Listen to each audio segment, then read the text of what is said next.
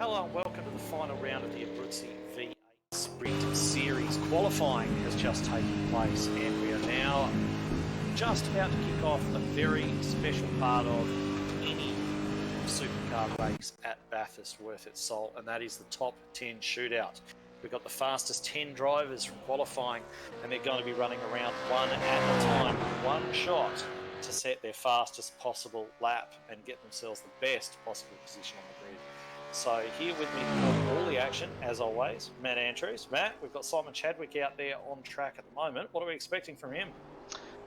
Well, a guy that has been up the top pointy end of our grid in the last couple of races, about to start his flying lap. So I'm expecting, I mean, he's scraped into the top 10, he's 10th.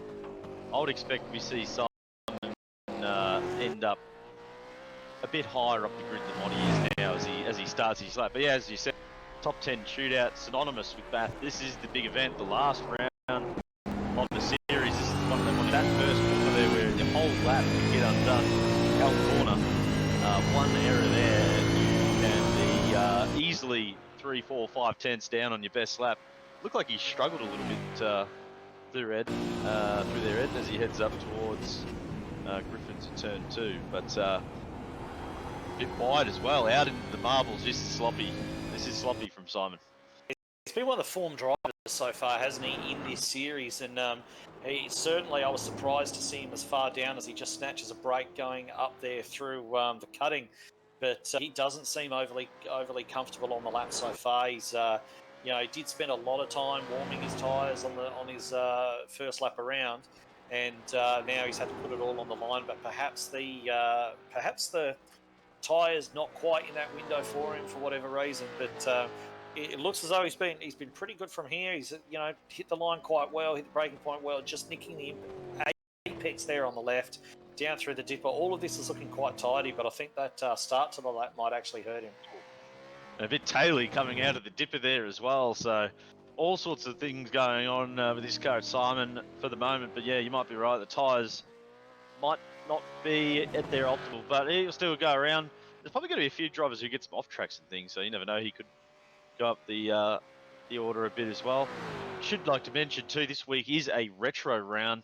Simon sporting the FPV style Caterpillar Falcon of the day in the Team Dribble livery there, looking nice and smart this week. So those of you watching fairly regularly, you notice a lot of the liveries are very different. We'll try and give you a bit of a snapshot of each livery and each driver, so that tonight, because we are watching it today, you'll get an idea of the cars. Simon crosses the line with a 2:05.2. It's actually not too bad, considering the pole position time leading into this was a 4:2. No, not too bad at all. I'm quite surprised by that, but we'll see anyway that we'll see what he thought of that lap. We'll just drag him up for a little bit of a chat while we've got Darren Caldwell out there getting himself set up to start his flyer. Simon Chadwick. Hey guys, broadcasting here, mate. What did you think of that lap? How'd it go? Mate, I made it. I got the lap in, so that was the main goal. To be honest, it isn't a strong one for me, but look, I made the top 10, so that was one of the goals down. I just got to finish the 200k race now. Yeah, fantastic. Looked a little bit lurid there, mate, but yeah, as you say, you got to the end, no off track, so lap time in the books. Now you get to sit back and watch everyone else. Well done. That's it. Thanks, guys. All right, so that was Simon Chadwick, one out there, and now we've got Darren Caldwell coming around just about to start his flying lap. Yeah, Darren entering the last corner now as he makes his way into the main straight. Important to get a good run out of there as well, which he does, heading down into Hell Corner. A guy that's been fairly consistent in this series. It's good to see him in the top 10, starting from 9th. Gets quite a good run there. A couple of the drivers struggling. I think getting those tyres up to temp on the warm-up lap is going to be ultra important as he heads up Mountain Straight. Yeah, he got a very nice turn in there, looked very, very nice and smooth. So, yeah, I think he got out of there reasonably quickly. And very nice line up through Griffins as well. And now heading up to the cutting, very tricky to get the car kind of straightened up under brakes and then rotated in properly. Probably could have maybe wanted to get out a little bit further towards the wall on both the entry and the exit there, but in the main, certainly nothing that's going to invalidate the lap, which of course is job one. They're one of those cars as well where, you know, we saw Simon really look like he was letting the rear end step out. Looked like he was driving the wheels off the car. Lap time wasn't too bad. Darren looking a lot smoother, but it's one of those cars, sometimes you've got to drive the absolute wheels off the things to get the lap time. So be interesting to see how Darren goes as we near the back end of this lap, coming down now to Forest Elbow. Tricky braking area here. The rear end just wants to step out on approach. He does it quite nicely. Really good exit. Tidy lap so far from Darren. Yeah, there are a couple of times just up there through sort of Reed and McPhillamy where I almost expected to see him using a little bit more of the road. He might have wanted to get a little bit closer to those walls, but at the same time, we'll see what kind of lap time it produces, because it's been a very tidy lap with no obvious missteps or anything like that. So hard on the brakes here, probably the hardest braking point on the entire circuit actually. Gets it rotated nicely into the first part of the chase, pops out the other side, and now he's only got one more brake application to do. Then just feed in the throttle really nice and just get it there across the line and see what he's able to produce time-wise. 2 purple sectors there. This could be the fastest. Oh, he's just by a tenth. Just. It looked like it was just a bit of a slower last sector there for Darren, but puts it on provisional pole for now. Really good job. All right. We'll just quickly grab a chat with Darren Caldwell. Darren, how did that go from your perspective? Yeah, not too bad. Could have squeezed a bit more out of it, but I'm pretty happy with it. Yeah, it looked like a smooth lap. No particular errors or anything like that, but maybe a little bit conservative over the top. Yeah, just a little bit. Could have pushed a bit harder, but didn't want to hit the wall, so... Yeah, definitely. All right. Thank you, Darren Caldwell. Best of luck with the rest of the session. And Cheers, we've got guys. Lasseth Leonage out here at the moment, just about to start his first flying lap. He's got to the hard braking point down there at Hell Corner. Got it rotated nicely, just nipping the exit curb there and off up Mountain Straight. Affectionately known as Laz, we've found over the last few weeks, a fast improver in the series. The start of the series, I think he was in the second split, and now finding himself not only in the top split but also fighting for podium. So as we watch him head into turn 2, really nice inside running of turn 2, coming into the cutting. Beautiful HRT inspired livery here with the Goodyear logo on it, hence the blue coloration. So really lovely retro livery here as Laz heads up the mountain. Yeah, he's a very, very hard worker, this guy. And he's really done his absolute, but left no stone unturned really to improve his own performances and get right up there. And we see him using a little bit more of the track across the top than perhaps Caldwell did before him. Just now, basically just got to dance on those pedals to get everything, all the downshifts and everything done. Throttle blips, everything you have to do to get it down through the dipper. It looked really nice. The weight shifting looked really nice. So I think that this may actually eclipse the 2 laps that have been set so far. Purple sector by Laz as he exits the elbow down Conrod Straight. Beautiful exit out of there. So important to get that lovely exit out onto this Conrod Straight. Cars pushing upwards of 290 clicks down here. A lot of these guys who have qualifying setups built just for this lap. We've had a top 10 shootout previously in the series. A lot of drivers were found out under pressure of having all eyes on them. All the drivers doing beautifully so well so far. Oh, a bit loose there. Laz as he exits out towards the last corner. That rear end stepping out shouldn't have cost him too much time, you don't think. Heads into the final corner. We'll see where Laz comes out. 2:05.1 is the time to beat. He crosses the line at a 2:05.8. It has cost him. Yeah, that cost him, didn't it? Let's drag him up for a chat. Okay, Laz Leonage, Simshed Broadcasting. You got a copy? Yeah, okay. So it doesn't seem as though we've got him on the. He's not happy, Ed. He's not happy. Got him on the blower at the minute, so we'll let Laz go. He's dropped a couple of positions. He probably won't be happy with that, but either way, we've got Brody Scott rounding the final turn now, getting ready to get hard on the power to start his flying lap. Another great looking livery here, obviously a little bit 888 Vodafone inspired, I think, that one. And fantastic looking car, but as Enzo Ferrari used to say, no race car is beautiful, they become beautiful when they win. So let's see if he can turn this one into a beauty. Yeah, I see. Actually, got a little bit confused. I saw the bell on the front splitter there, but that's obviously his teammate Brody Bell's new photography venture. So no, this is definitely Brody Scott, 222 car. Actually, I got a feeling Brody Scott last week had jumped the start, and I think he was somewhere up near the pointy end of the pack. So he'll be looking forward to a good result tonight as he sets the fastest first sector of anybody so far in the session. Yes, he certainly will. I mean, he seemed to have got out of the cutting quite well as well. Oh, nice little slide there. Yeah. Absolutely leaving nothing on the table. This is what top 10 shootouts are about. This Putting is it all on the line. Put it right on the wall. How close does he get? Certainly Go, using Brody, all go. the road there. He may have actually had to back out of it a little bit there, and it's cost him a little bit of time. He didn't look overly quick just coming out of McPhillamy, but he's certainly using all the road. He's run a little bit wide there. Is he still on it? Sounds like he's still on it. And as he comes down to braking for Forest Elbow, tricky little braking point this, gets the car rotated, bit of smoke off the tyres, that won't hurt him too much, and hard on the throttle down. This has been a very entertaining lap so far. Well, this is what you want to see in a top 10. I mean, you know, if I'm in there as well, I'm just giving it 110%. Bit loose across the top, though. You would think that has cost him. He has lost a bit of time in that second sector. So, yeah, he didn't, like we say, he didn't look that quick out of McPhillamy after that. Nice up on two wheels. Yeah, he's certainly leaving nothing on the table, which is what we like to see. He's going to run it right out towards that white line there, get it braked, get it turned, get hard back on the power again and get it across the line.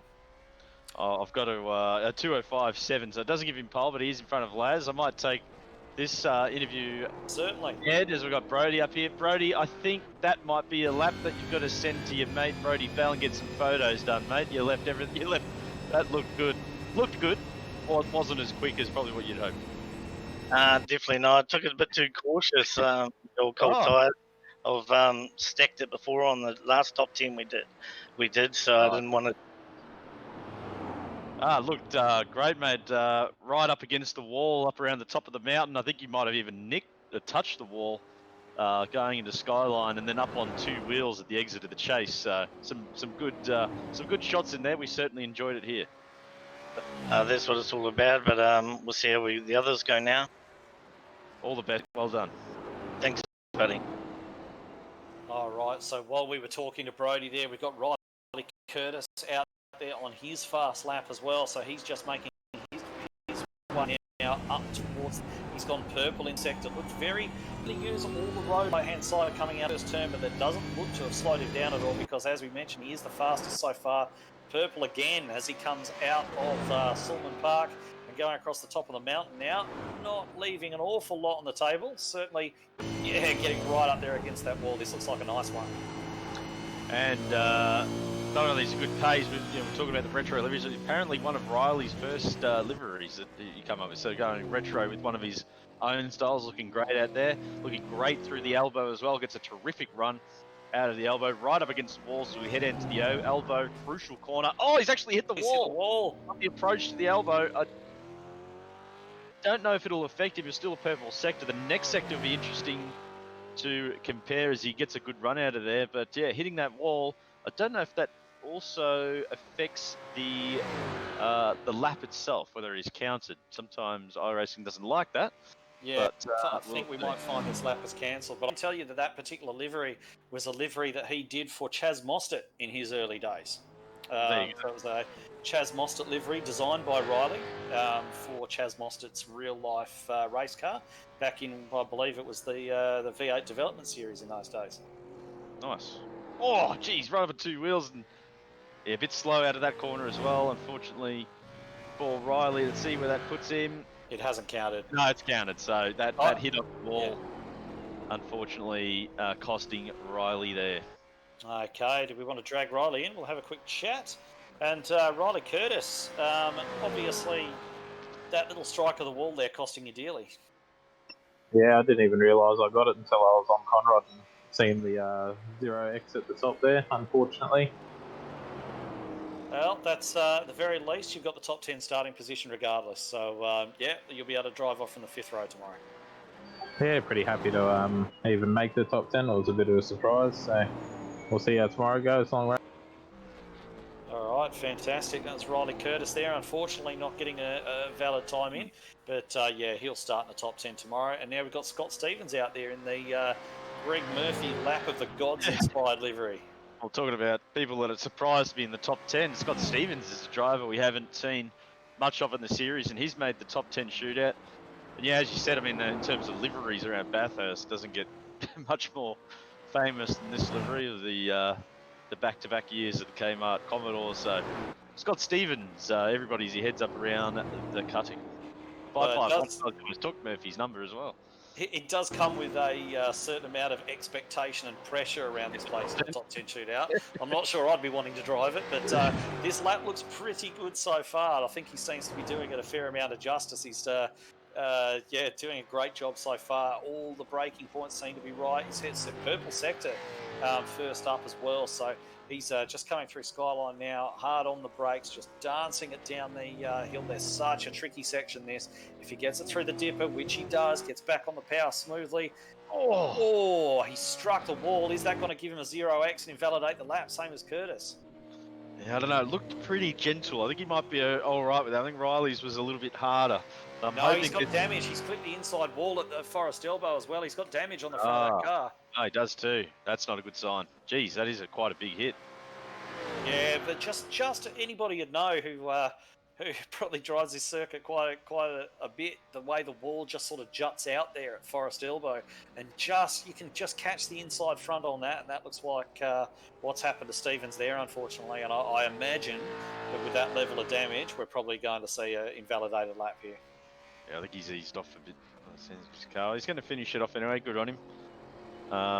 It's a shame. He had purple sectors. It's not the first driver to have purple sectors and then hit the wall and invalidate the lap. So pressure starting to get to some of the drivers. Yeah, definitely. So grab him up for a chat. Have a quick yarn to him, Matt. Scott, unfortunate there, mate. What happened? Oh, you muted Ski. He's not happy. He's like Laz. Not unlucky there, Scott. Unfortunately, we haven't got him. No. But we do have Daniel Hederscheid, one of our now. Basically, had these last four drivers that are coming out: Daniel Hederscheid, James Ruwalt, Tyson McAvoy, and Alex Court. These are probably our four of the main guns, I suppose you could call it, of the series so far. And we're about to see Daniel Hederscheid do his thing. Yeah, he's had a great series so far, hasn't he, Hederscheid? You know, he's stayed out of trouble for the most part. He's had a couple of ones where he's got into incidents that probably weren't of his own making a lot of the time, and but he's always been a consistent performer up the front of the series, so absolutely no surprise to see him scoring a starting place in this top 10 shootout as well. So, he just has to make a second bite of the cherry to get it turned in there, so that's not going to be the start to the lap that he wants. And I imagine that little error there under braking is going to be costing him speed the whole way up this straight. He's got a lot of work to do across the top of the mountain to bring that back. As I said, turn one, and it seems such a simple corner, but the blood's pumping. You know you got to get that corner right, and it's so frustrating when you make that little mistake on a hot lap at the first corner. But there's still plenty of time to be made up as he goes around the cutting. Again, not choosing, all the drivers sort of carrying a narrow line on the exit of the cutting. Doesn't use too much of the exit either on the outside through McPhilly Park, down towards the grate. Not going near the wall, quite conservative by Daniel. But then again, a lot of drivers aren't finishing their laps. So if you can manage to just keep it on the road, you'll probably be right up near the top.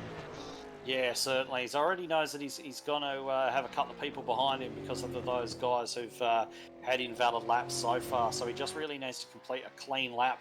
Yeah, as you mentioned, he has been a little bit more conservative than I expected him to be over the top of the hill. But he does seem to just get the tail wagging a little bit under brakes coming into... Oh, there's a bit of a messy exit there as well. I don't think he's got onto either of the straights particularly well. But I guess the clock will tell us exactly what the time's going to be at the end. Of course, there's no technique required here. He's just hard down all the way at top gear already. So next thing he's going to be eyeing off is his braking point to the chase. And I think he's got purple sector. I think this is a clever lap from Daniel. If he can just stick this clean, get it to the end with no incident points. He's quite quick as well. This will get him well and truly within the top four at the very least. So this is a very, very smart and and well calculated drive by Daniel. It looks a bit loose at the rear under braking though, but again holds it up, crosses the line, and a 2:05.6. So all actually, right. yeah, 2:05.6 puts him into third position, and about half a second behind Darren. I'll hand him over to you, Ed. All right, Daniel Heddershide. Yeah, that looked like a decent enough lap from you. Puts you P3 at the moment. It looked as though there are a couple of little errors there, perhaps needing to just take a second bite of the cherry going into turn 1 at the very least. Yeah, I'm not going to lie, I was pretty disappointed with that. I think I should have been in the 4s. I was very cautious going right over the top there. Well, certainly. Well, either way, you're sitting P3 at the moment, so we're just a matter of sitting back and seeing what the others do now, I suppose. Oh, Sorry. Ruwalt! Sorry. Just watching Ruwalt come through turn 1. Sorry, Daniel. Ruwalt just butchered his lap, mate. Well, there's a spot for you. He's just absolutely lit it up on the exit of turn 1, almost put it into the wall. Sorry, Daniel. Sorry, Ed. Got it. He's all right. At the moment. Either way, thanks very much, Daniel, and yeah, enjoy the rest of the session. Cheers, guys.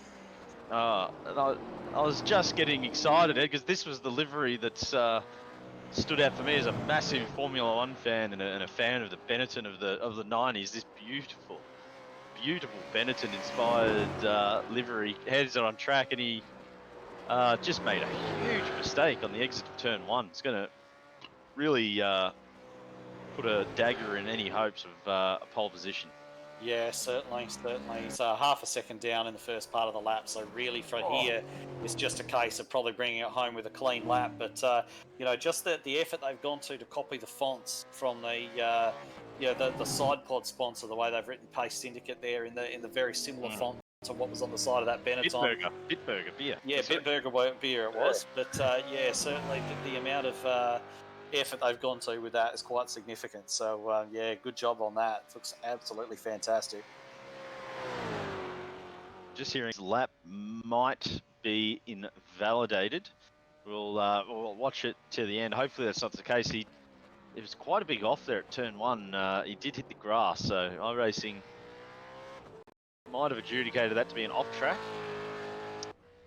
A second down in any case, but which would put him somewhere around 6th position. We'll see what happens as James crosses the line, and it did count. It did count, and it's put him in P3. Actually, very good last sector. Wowee. That must have been... He was a second down. Where's he pulled that back from? That last sector was just very clean. So James has had the pace there. If he didn't make that mistake into turn 1, I reckon pole position was on the card. James, you there, mate? Yes, boys. What a last sector, mate. It's a shame of the in there. Yeah, I tried hard to make it good and messed it up. Hey, just put my head down and made sure I finish off the lap properly. Well, you're in 3rd currently, mate. Only 4/10 off pole, so a really ripping end to the lap to put you in a really good position for what is a long race tomorrow. Yeah, good spot to start. Hopefully, can sort of stay in the top 5. Good spot to push on with tomorrow. All right, mate. Well done, and love the paint job, mate. Looks mint. Yeah. See you tomorrow. That's it, mate. Good luck. So that was James Ruwalt. He's sitting there in P3 at the moment, having just taken it away from the car we saw prior, Daniel Heddershide. We're looking at Alex Court now, and he's actually just exited the first turn and is powering up Mountain Straight as we speak. Another Holden Racing Team inspired livery on this particular car, and yeah, it just looks as though he's yeah, there's not a lot to say so far. It all looks very safe, very under control, and quite quick as well. Yeah, quick in qualifying. Alex was 2nd fastest in the split that I was watching there. Very good start to the lap, nice and clean. Nice and early gear shift there to avoid any wheel spin. See how close he gets to that wall. Nice and tidy so far from Alex. Yeah, absolute textbook lap so far. Let's see. Yeah, it just gets it out nicely to the wall, close but not too close. Certainly looks as though he's got everything under control so far. It's been absolutely mistake-free as we sit at the moment as he goes over Skyline, comes plunging down the hill through this set of turns down through the dipper, gets the car rotated really nicely, back on the throttle as soon as it lands, and now he's just coming up to brake hard into Forrest's elbow. Lit of smoke off the tyres by wheel. That won't hurt him at all. He's back hard on the power for Conrod straight. It's a beautiful run out of there down Conrod. Lap looking very, very good here for Alex. A lot of the drivers making mistakes tonight. If this stays clean, he could be right up near the pointy end of the field coming through tomorrow. After Alex, we do only have the one more driver after this. Tyson McAvoy's next. Yeah, so we'll see what Alex can do here as he nears the end of the lap. Been beautiful run so far. Last corner. This one can sometimes get you too after a beautiful lap. Let's see if he goes through here. Car looked nice and steady. Nice and good on the apex. Fairly conservative exit, and that is pole position. Or By provisional a pole distance. position. By By 7/10, Ed. absolute distance. Alain Prost always used to do that, didn't he? You know, where he was so smooth and understated, and then suddenly you just find out that lap of his was the pole. And it's the same case here. So we might just grab Alex in very quickly. Alex, fantastic lap there, mate. You know, we were trying to commentate on it, and there was almost nothing to talk about. It looked absolutely textbook. Yeah, thanks, guys. Yeah, I was pretty happy with it. Yeah, not a real lot to say about it, really. No, well, I'll tell you one thing that we can say about it. It's pole position by it's you and then daylight. It's it's 7/10 of a second ahead of everybody else. So I'll tell you what, Tyson McAvoy is going to need to pull out an absolute blinder to beat you. Fantastic work, well done. Yeah, thanks so much, boys. Okay, so that was Alex Court there. Now we've got Tyson McAvoy, the fastest man from qualifying, starting his flying lap here, and he gets it braked nice down into Hill Corner. Oh, a little bit of a messy exit there, but he's on his way. Well, this is it. I mean, Alex Court has thrown the gauntlet down. Tyson would have known that time of a 2:04.4, and that puts a lot of pressure on the driver that has to come out last, and this is where the cream rises to the top. We see in real life a lot. The person that goes last pull that lap out that gets the pole position. Can Tyson do it tonight? Well, let's not forget that Murphy's famous lap of the gods. Most people actually forget that John Bow was the car before him, and he put in a brilliant lap miles ahead of the rest of the field himself, which would have gone down in law if not for the fantastic lap that Murphy put in afterwards. So it's all here for the taking for Tyson McAvoy. He's just snatched a break a couple of times there, but a little bit of smoke. I don't think it's going to cost him too badly. But the lap so far, not looking as tidy as Court, but he has done the fastest second sector so far. So there is pace in that Commodore. This is going to be close. He's got the fastest third sector as well. This is where you can make up and lose a lot of time. Looking quite good through there. Good exit out of the dipper. Tyson could be on for an upset here over Court. I think this is going to be close. Yeah, this lap looks fast, doesn't it? Court's lap didn't look particularly fast, but it was. This one looks fast. The back of the car's dancing around. He's snatching brakes here and there, but he's really, really up on it because he's hitting purple sectors all over the top of the mountain. And he got a great run out of Forest Elbow as well, which is what you need on this track for a fast time. You see your green split ticking down. That's there he goes through the chase as another purple sector arrives. This is a critical braking point. Beautifully over the curve. Let's see how he ends the lap. Yeah, he's got one more braking point to go. You don't want to do all this good work. He's going to know what the splits are. He's got that information, so he knows how far ahead he is. Gets a little bit of a wiggle under brakes, but it doesn't hurt him. He gets the car rotated, almost uses that lack of stability in the back to get the turn around, and it is pole. It is pole by 0.4 of a second. Where did he pull that from?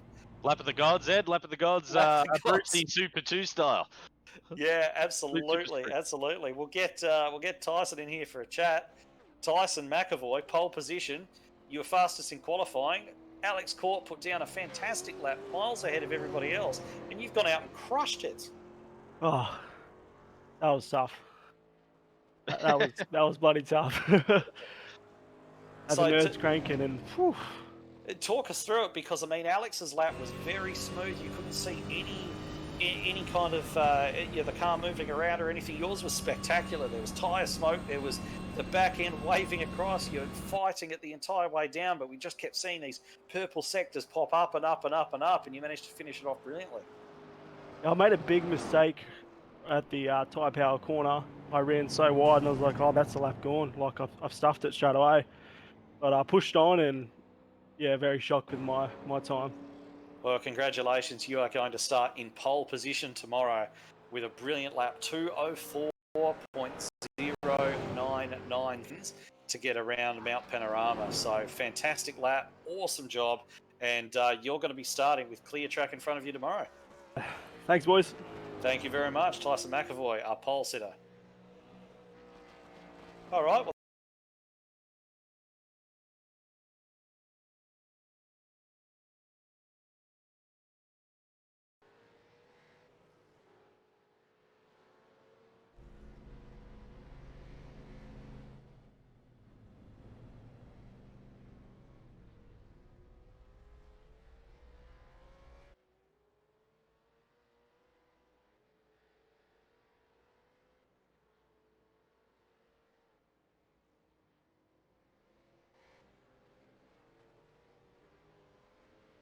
good evening, everyone, and welcome to the final round of the ABRUZZI V8 Supercar Series.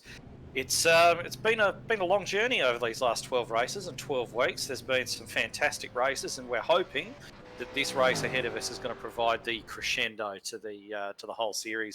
It is the Nationwide Tracking Services Bathurst 200. And we actually have the boys from Nationwide Tracking Services watching tonight, Paul Carmody and the boys. Hello, thank you very much for supporting the race, and hope you enjoy what's going to be put on for you here tonight. All the drivers looking to put on a good show, I'm sure, and I hope you guys enjoy yourselves, as well as everybody out there who's stuck with us throughout this series and enjoyed the great racing that it's had to offer. So with me to call all the action tonight, as always, as he was for the top 10 shootout, Matt Andrews. He's here. Matt, how you going? Ed, how are we? And those watching, welcome to the Nationwide Tracking Systems Bathurst 200. This is the big one, Ed. I mean, not only is it the end of the championship, if you're not in the championship game and you win this one, you walk away a pretty happy man. Yeah, it's almost sort of a standalone championship in its own, Bathurst, isn't it? Certainly the crown jewel for absolutely everybody. And we've saved the best till last in this series, bringing out the best circuit in Australia, premier circuit in Australia, and I imagine it's going to toss up the race of the year as well. And another thing to keep in mind is this particular race is double points. So for all those guys who are up there in the championship and fighting for their championship positions, this is really, really important for them. Might have had a microphone glitch there. Do you have me clear? Did get you just briefly.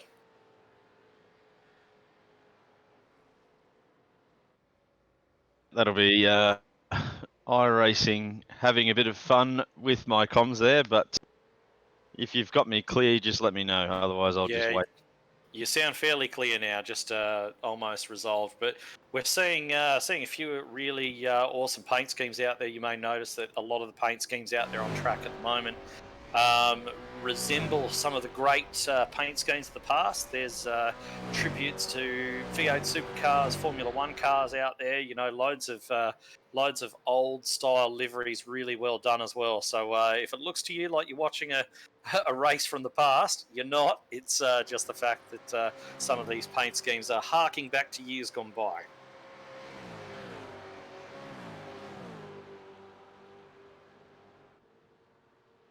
All right, so we're just ticking over to 5 minutes left in this practice session before we head off to the races. And we've actually got JP Courier here, who's got the championship points and is just going to run through the championship situation as it stands right now. Evening, fellas. Evening, JP. How you going? Really well. Excited to see some great racing tonight. I think it's going to be an absolute cracker. Yeah, look, hoping so. It certainly has a knack of throwing up great races, this place, doesn't it? And it doesn't get the title of the Premier Circuit in Australia for no reason at all. So all these guys know what's on the line tonight. There's more than just the race victory on the line tonight, of course. Double points in the championship as well, as we mentioned. And all the drivers definitely focused on race now. Qualifying is done. And it's all getting set for the race. Absolutely, and there are a few drivers tonight who have got a mathematical chance of winning, taking out this championship, what with the double points on order. Things are really close at the top with James Ruolt currently leading the championship at 1,578 points. closely followed by Brodie Scott with 1,566 points. Tyson McAvoy, that put in that great qualifying lap last night to put his car on pole. He'll be playing for all the marbles tonight. He's currently with 1,548 points. Daniel Heddershield with 1,542 points. Alex Court, 1,466 points. Marty Hansen, 1,440. Jamie Davis with 1,416. Simon Chadwick with 1,406. And Aaron Gilbert with 1,372. And to round out the top 10, Darren Caldwell, who's really been coming on form, with 1,350 points. So how many of those drivers can actually take out the title tonight if everything goes their way? Look, pretty much the entirety of the top 10 have a mathematical chance of taking out the title tonight. However, of course, there'd have to be some catastrophes befall the top drivers, and we don't want that to happen. But yeah, they do have a mathematical chance of winning tonight. What a fantastically enthralling battle that we've got on our hands then for that championship, and indeed this race win. So we're coming to the end of practice now. As we mentioned before, we've only got a couple of minutes left before this one rounds up, and then we're going to be across into the race, and we'll get a bit of an idea on the starting grid for you, and then we'll be off and racing. Now, I'm not sure if my colleague Matt Andrews was having some issues. Matt, you back? Yeah, I'm back, mate. I just got hit by a cyclone or tornado of sorts for my audio, but I am back. Hopefully you can hear me. Yeah, sorry about that. iRacing and Discord decided to not play along, but yeah, fascinating battle. The fact that McAvoy's on pole and only 30 points back on a double point round, with Court as a bit of a buffer there, that fascinates me in terms of the championship battle. I'll have to keep an eye on that this evening for sure. So not only did the drivers want to win this one, I didn't actually realise just how tight this championship battle actually is.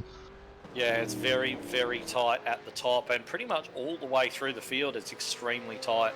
And to go into this final round with 10 drivers mathematically in contention for that much coveted inaugural title is quite an amazing scenario, I suppose, and just speaks to the level of competition we've had so far. Yeah, it's been a great competition. You know, not only have the drivers really improved throughout the championship, there's been a fantastic race control that people behind the scenes probably don't see week in, week out. I have to do a shout out to them. You know, we get the plaudits a lot from the drivers for the coverage, but a lot of people behind the scenes trying to improve these drivers, and you know, the stewarding and the race control has been impressive. JP behind the camera, so a bit of a wrap up for what's been a fantastic championship to date, and really looking forward, and no better way to wrap it up than at the mountain. No, certainly not. So yeah, very much looking forward to seeing what the boys are going to have in store for us tonight, what the circuit's got in store for us tonight. Yeah, it's definitely going to be a tight one. So we'll get the opportunity to run through the starting grid for you in just a couple of moments. I believe that practice session is literally in its death throes right now, and then we'll have everybody lining up on the grid. We can say for absolute certainty, as you mentioned, Matt, we've got Tyson McAvoy there on pole, absolutely cracking lap in the top 10 shootout. And all right, so it looks as though practice has finished. We're advancing onto the race, and in just a couple of moments, we will see the drivers begin to grid up as they will start for the race, and we're just going to run through that very quickly for you before the green flag flies. All right, so the drivers taking their position on the grid right now, and as mentioned, Tyson McAvoy on pole with that brilliant lap yesterday to take the pole away from Alex Court, who in himself had a fantastic lap. Then we got Caldwell and Chadwick on the second row, Ruwalt and Hedderscheid on the third row, then Brodie Scott and Lasseth Leonage there, 7th and 8th. Fifth row, Scott Stevens and Riley Curtis. Then we've got Jamie Davis and Mark Duggan, 11th and 12th. Then Aaron Gilbert and Ben Morris. Bailey Bell, a little way down for him. Hayden Harrison. John Sorensen and Benjamin Siren. Tony Gaffett and Jonathan Ben. Danny Vassell in the Big Dan Commodore. Then Marty Hansen, Tony Clark, Lee Roberts, Luke Holland, Blake Urquhart, Brian Cooper, John Schultz, Alexander Newton, Robert Bauer, Riley Simmons, Michael Schroeder, Scott McCune, and Ryan Ducati and McCarthy rounding out the field of 34. Yeah, pretty tough for some drivers at the back of this field. They're actually starting around the corner. Can be quite tricky from the back of the grid as we're getting close to green for what will be the final round of this championship. And the revs rise. We're just about to get going. And we are away at Bathurst. Good initial launch from McAvoy. He's bogged down just a little though. Caught coming around on the outside. It looks as though McAvoy's going to run unhindered into that first corner, lead them up the mount for the first time. Caught in second, Caldwell third from Ruwalt. Then we've got Chadwick and Heddershide side by side battling. And we've got one around in the background, Matt. Yeah, we do. I was just trying to catch who that might have been. I think it might have been Scott Stevenson. Scott Stevens, sorry, who may have been turned around there. I'll just go back and have a look. It's well, it's Hell Corner for a reason, Ed, and out of the exit of Hell Corner, he's just been tapped and turned around. There's about 3 or 4 cars trying to go through the same bit of track there, and unfortunately, he was the one that left out and high and dry on that one. Yeah, certainly. In fact, actually, Aaron Gilbert. Aaron Gilbert was the one turned around. All right, so bad start for Aaron Gilbert there, but they're running fairly well single file, nice and cleanly. McAvoy had a little bit of a moment with a bit of a tail wag just as he came up towards the cutting, gathered it up. Looks a little bit unsettled coming over Skyline as well, but he's on cold tyres, let's not forget, and he's coming under a lot of pressure down the hill from Court at this early stage. And we might have a bit of a chat, might make that track trivia tonight. Why is Hell Corner called Hell Corner? I wonder how many people There you know. go. I'm not going to have a go at that. I haven't got one trivia right all season. Just in relation to that earlier crash as well, Mark Duggan and Bailey Bell were also caught up in that and are sporting a fair amount of damage on the front end of their vehicles. So bad start for those boys as well. Yeah, certainly. Watch this big snake of V8s making their way out of Forest Elbow, down Conrod Straight and into the chase now.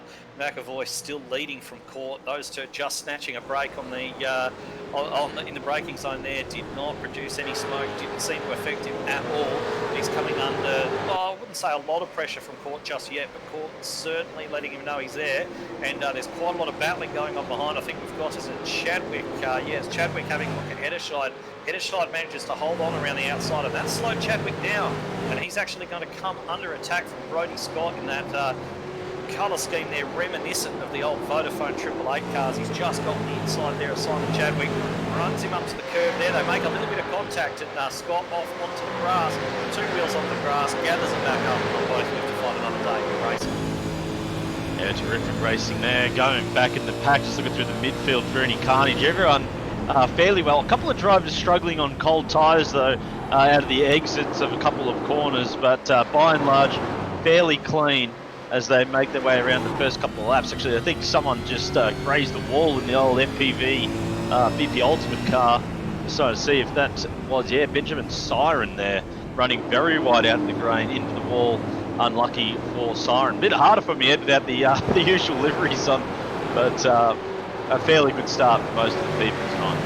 Yeah, it's tricky, isn't it? You know, it's sort of pick out these guys. We get used to their paint schemes all season long, and then all of a sudden everything changes. But one thing that I can tell you for absolute certain is that Alex Court has closed up onto the back of Tyson McAvoy, and he is applying all sorts of heat to the rear bumper of that leading Commodore. And it looks like it's going to be a bit of a dice between these two, especially in these early stages. Well, these are the two that stood out in the top 10 shootout. They seem to have far more pace over the field, and they're streaking away as we predicted yesterday that they might do. What they've got to be careful of here, though, is they don't tangle up into each other. It is a fairly long race tonight, 32 laps of Bathurst, and it can all get untangled pretty early on, but it seems Court and McAvoy have the pace early on. But long race tonight. What you might find is some people might use up their tyres a little bit too early, and others will start to come on late as the shift develops. Yeah, certainly, and it's almost one of those, isn't it, where the faster you go, the more tyre wear you're going to have generally. Of course, driving style comes into it as well, and these two guys both looking very smooth out the front, but of course, there's so much more that comes into play, especially in a longer race like this. And of course, let's not forget, we've got the championship leader sitting there in third position at the moment, 2.9 seconds off the lead, James Ruwald, and he's just sitting there. He's got a nice gap in front of him, a nice gap behind him, and I think for this stage of the race, he's going to be very, very satisfied with where he's sat right now. Oh, he was one Ed yesterday. I mean, if he didn't make that mistake out of turn one, I think he might have been on for close to pole position with Ruwald. He's made a couple of early moves, and he's sitting there behind these two. He wouldn't like seeing McAvoy out in front with double points, but have to check. But I think right now, if you were to leave it at this, McAvoy and Burhop would almost be identical points. Yeah, certainly, and let's not forget as well that we've got the scenario where the regulations say that you must complete a cooldown lap here, and this is a long lap. This is a really long lap. So these guys can't afford to be making the kind of mistakes that we've seen in the last couple of weeks, where they've run short on fuel, even towards the end. We've seen Burhop make a couple of errors with his fuel. We've seen Chadwick overfuel on a couple of occasions, and we've just actually heard, I think, that car 63. Has got a drive-through penalty for contact. Mike Schroeder. So that's unfortunate for Schroeder. I'm just trying to go back and see exactly where he is in the field at the moment. He's 29th position in what's a very nice-looking Peter Jackson throwback, I believe, the old Glenn Seaton style car. So yeah, very nice one, but it's not working out very nicely for him so far. No, but no, you're right about the fuel. And I mean, last week we saw the bit of controversy with the fuel at the end as well, which certainly spiced up the end of that race. So these guys need to be very, very wary of that this evening. But yeah, as we have a look through the pack, obviously the top two, McAvoy and Court. I think Court's doing the right thing here of just sitting in behind McAvoy and being patient, or either that or he's just trying to hang on for dear life. But it looks like he's fairly comfortable there in second place. Ruwalt desperately trying to bridge that gap to the top two. Hedershide, another regular looking out in front, and then behind Caldwell in fifth is a bit of a train starting to form behind there. Chadwick in behind his rear wing, Laz in behind Chadwick, Stevens, Scott, and Davis and Morris all in a big line, waiting to pounce on any mistake. Yeah, Chadwick just having a look at Caldwell there, and he's just thought better. Oh no, he's locked up the brakes, and he went to have a big dive there into Griffiths, but he's managed to sort of hit the abort button at the very last minute and back out of that one, and he's already carrying a little bit of, he just gets a bit crossed up coming into the cutting as well. I think there's a bit too much temperature in those tyres, and now he has got an absolute freight train there backed up behind him. And this is where you can see huge accidents across the top of the mountain if people aren't patient. I mean, the Lassith Leonage in behind Caldwell here needs to be patient, because you can see that the 777 is struggling, but you can't quite send them up the inside usually at Bathurst, especially not at this early stage. And one thing we haven't mentioned, Ed, too, is the possibility of a safety car. I mean, you have an accident up around this top section of the mountain, generally going to breed safety cars and things. That's another little player in the strategy. Is Chadwick actually makes a lot of ground. The Kmart corridor and Scott Stevens actually. Oh, someone's in the wall! Oh, it's Caldwell. Oh no! Jeez, he just made that ground. He's locked up, I think, going into the elbow and gently grazed the wall. I'm not sure who almost hit him there, but they seem to avoid him just in time. But Caldwell losing a lot of spots, doesn't seem to have too much damage. No, it looks as though he got away without too much damage, although he's shed a boat. Oh, we've got a big one happening at the chase. We actually had, sorry, we'll go back to the Caldwell incident in a moment. We had Leonage and Scott Stevens bang into each other in the braking zone in the chase. Leonage trying to get back on the track. That was nearly very messy. They're running 2x2x2 down into Murray's Corner. And what's going to happen here? Are they going to get themselves sorted out? You mentioned patience earlier on. We've seen these boys race all season. None of them have got a patient hair follicle. They don't operate that way. And Scott Stevens now having a look down the inside of Jamie Davis. He's got that one done. And it's just absolute pandemonium. Position swapping almost by the second. That was wild across the top of the chase there with Laz and Stevens. It was reminiscent of a few battles we've seen over the years in the real racing. As Laz came onto the circuit, he almost cleaned up another car, a bit like the controversial Win Cup Tander McLaughlin incident there. But he's still in it. Lost a lot of positions though, back down in 12. Yeah, they're still going 2x2, having a look to maybe recreate the old Murphy Ambrose incident up there into the cutting, because Jamie Davis has managed to hold that position, take it back from Scott Stevens. These guys are just threading the needle now in between the walls. These cars, you look at them from the outside, it looks like there's plenty of room. From the cockpit, there just isn't that much room. It's a very, very narrow, twisty arrangement over the top of the hill here, with pine crests and so on. and when you're running nose to tail with a whole bunch of other maniacs, it makes things very, very difficult. Oh, yeah, it does for sure, but the big winners out of these are the Ripping Paint Graphics cars of Brodie Scott and Jamie Davis. They've really peeled through that pack now and have a bit of open space, although, as I said, Jamie Davis still has Scott Stevens all over him. Scott Stevens was actually one of the fastest cars in the pre-race warm-up session that I noticed, so the Kmart livery there, the old Kmart livery, very quick, just a little bit of supporting, a bit of damage, a bit of scratches from the previous battle. Yeah, I mean, he had a pretty good speed in the qualifying session yesterday, didn't he? The only problem was, of course, that he invalidated his lap when he made a small error in the shootout, so ended up starting the back of the order as far as the top 10 is concerned. But just looking back at the front now, Alex Ford 0.4 of a second behind Tyson McAvoy. That is all there is in at this early stage. McAvoy has just snatched the front brake and just missed the apex a little bit, so he's definitely feeling the pressure.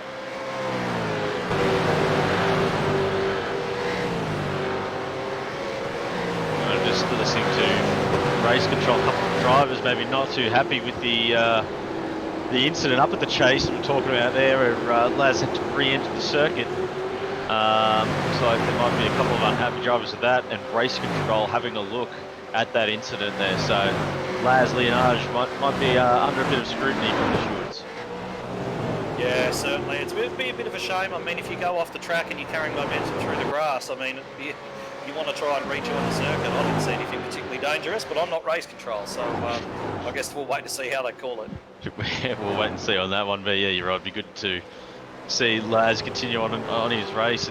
From what I noticed in the replay, it didn't look like anyone was actually taken out, as Darren Caldwell is having some enormous issues with that car across the top of the mountain. I was just watching that battle pack, and he got very, very loose going up near the grate, almost into the wall, lost another position. So Caldwell, who was really sitting pretty in 5th, now finds himself down in 12th position. Yeah, he's lost the position of Riley Curtis there, hasn't he, just since the start-finish line. So Caldwell not having the start of this race that he would ideally like to have. And Riley Curtis, of course, running that ex-Chas Mostert livery that he designed himself, the great man. Caught and McAvoy side by side through the chase. So I just caught that on the side of my, as I flicked through there, Ed, and Courts decided to try and go around the outside of the chase. Pulled out of it at the end, McAvoy defending his position. So here we go. I mean, this is what we're talking about. Were these guys going to be patient, try and sail off together and battle out towards the end, or were they going to have a go? Alex has decided that he's feeling confident, his tyres are feeling fresh, and he's going to try and get this race. I mean, of course, he's probably looking at his relatives and seeing Grueling maybe closing in as well, and probably decided to try and make a move. But wow, that was wild across the chase. Yeah, he's decided lap 6 is go time, so he's definitely getting after it. Now, Ruwalt has closed up. He's only 2.7 seconds behind these guys now, but I wonder how much of that was due to the side-by-side battling. I wonder if he was actually pigging that gap before those two actually got side-by-side. But as we mentioned earlier on in that very same lap, McAvoy just showing some signs of looking as though he's feeling the pressure. He sort of snatches the brake again coming into the cutting. We've seen it a few times where he's just barely snatched that inside front tyre in the braking zone, and that's not going to be doing his wear any good, although it's a minuscule amount that it all adds up if you do it a few times. And it's probably, I imagine that Court is very, very happy to see it. At the same time, I think the group, while watching these guys battle side by side, licking his lips. Yeah, he wouldn't. I mean, all of this stuff has championship repercussions.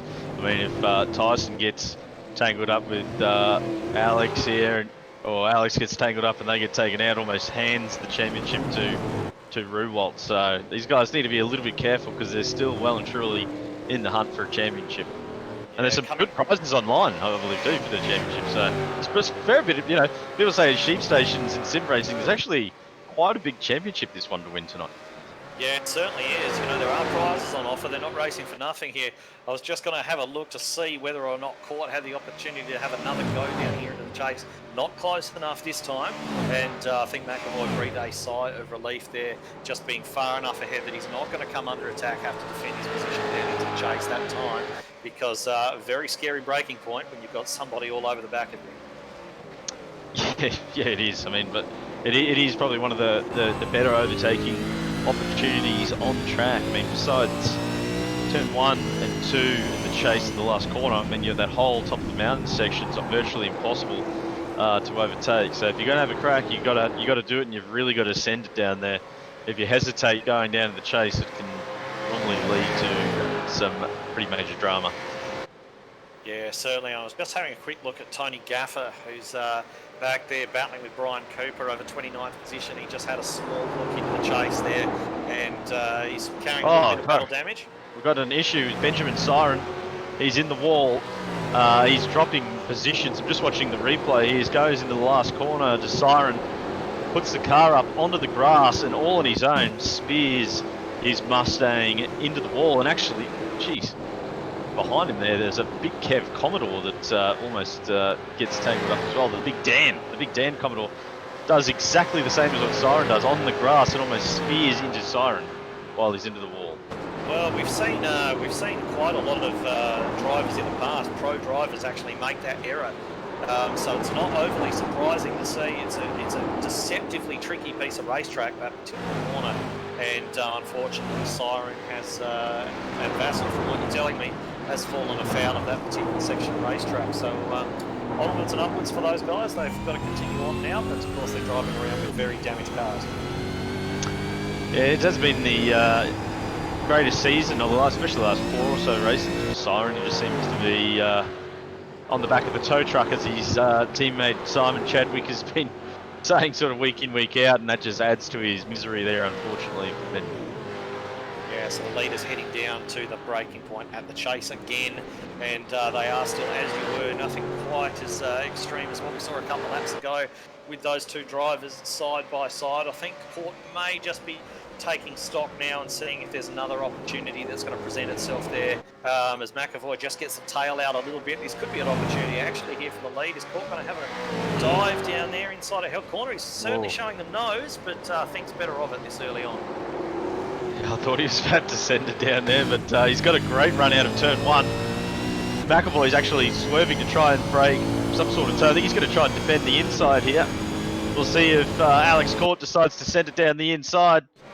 He doesn't quite have the toe that I thought, so it looks like McAvoy's car has got a bit of better straight line speed than I thought. We've just seen in this series the toe has just been absolutely mega, and it looked like Court was going to get the benefit of that, but not to be. So McAvoy doing well as he sort of lights up the rear brakes going into the cutting, so he's definitely feeling the pressure. McAvoy, I think he'd be sweating quite a bit already by the amount of pressure that he's being placed onto his shoulders. Yeah, he's feeling the pressure, but he's driving very, very well, isn't he? You know, he's made a couple of slight little missed apex here and there, but he hasn't really done anything to sort of open that door for Court. And Court's applying good pressure as best as he knows how. And I think now, you know, Nigel Mansell always used to say that when you get to the back of another car, you've got to attack immediately. You can't allow the car in front to build up a good picture of your strengths and weaknesses. And I think McAvoy's got that now, and I think that Court would have been very optimistic early on in the race when he closed up on the back of McAvoy and managed to... I actually think that Court's clipped the wall there. I reckon Court's got damage. He does in the front left. Yeah, he's dented in that front left fender. I'm just going to have a quick look on board with him to make sure that the steering wheel is still very much straight there, so it hasn't affected his steering. But aerodynamically, that is not going to help Alex Court out at all. And what I was just saying prior to that actually happening is that you know, Court would have been quite optimistic at the start of this race about his pace and being able to home in on the back of Tyson McAvoy. But now he's been behind him for a few laps, and he's starting to think, okay, well, where exactly am I going to get this done? There's not one clear opportunity is presenting itself, and now with that, given the fact that the best opportunities for overtaking here at the end of long straights, now Court's carrying aero damage. Well, it just compounds that problem.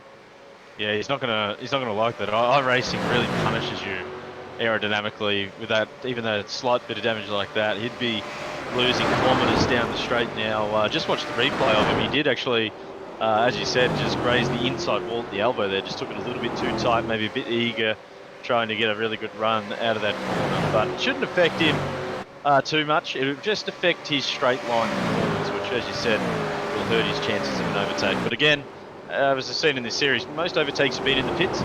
We'll see how his fuel loads and things stack up as opposed to Tyson's when it comes time to stop. Yeah, certainly, and it's just that little piece of wall. I mean, people probably know that there's a little bit of wall there on the inside of Forest Elbow that just sort of juts out. It doesn't follow a constant smooth radius all the way around. It can speak loud. We saw somebody get into it yesterday in the top 10 shootout, which unfortunately invalidated their lap. And we've seen Court run afoul of it here. So, yeah, it's certainly something that catches people out on a fairly regular basis. And I think he can consider himself quite a lucky boy not to have damaged the steering, because the steering on these V8 supercars is quite fragile. The cars aren't designed to be banging off one another. You can bend the steering very, very easily on one of these cars, and he's got away with it. So that, I think, is going to be counting his blessings for him, to be honest.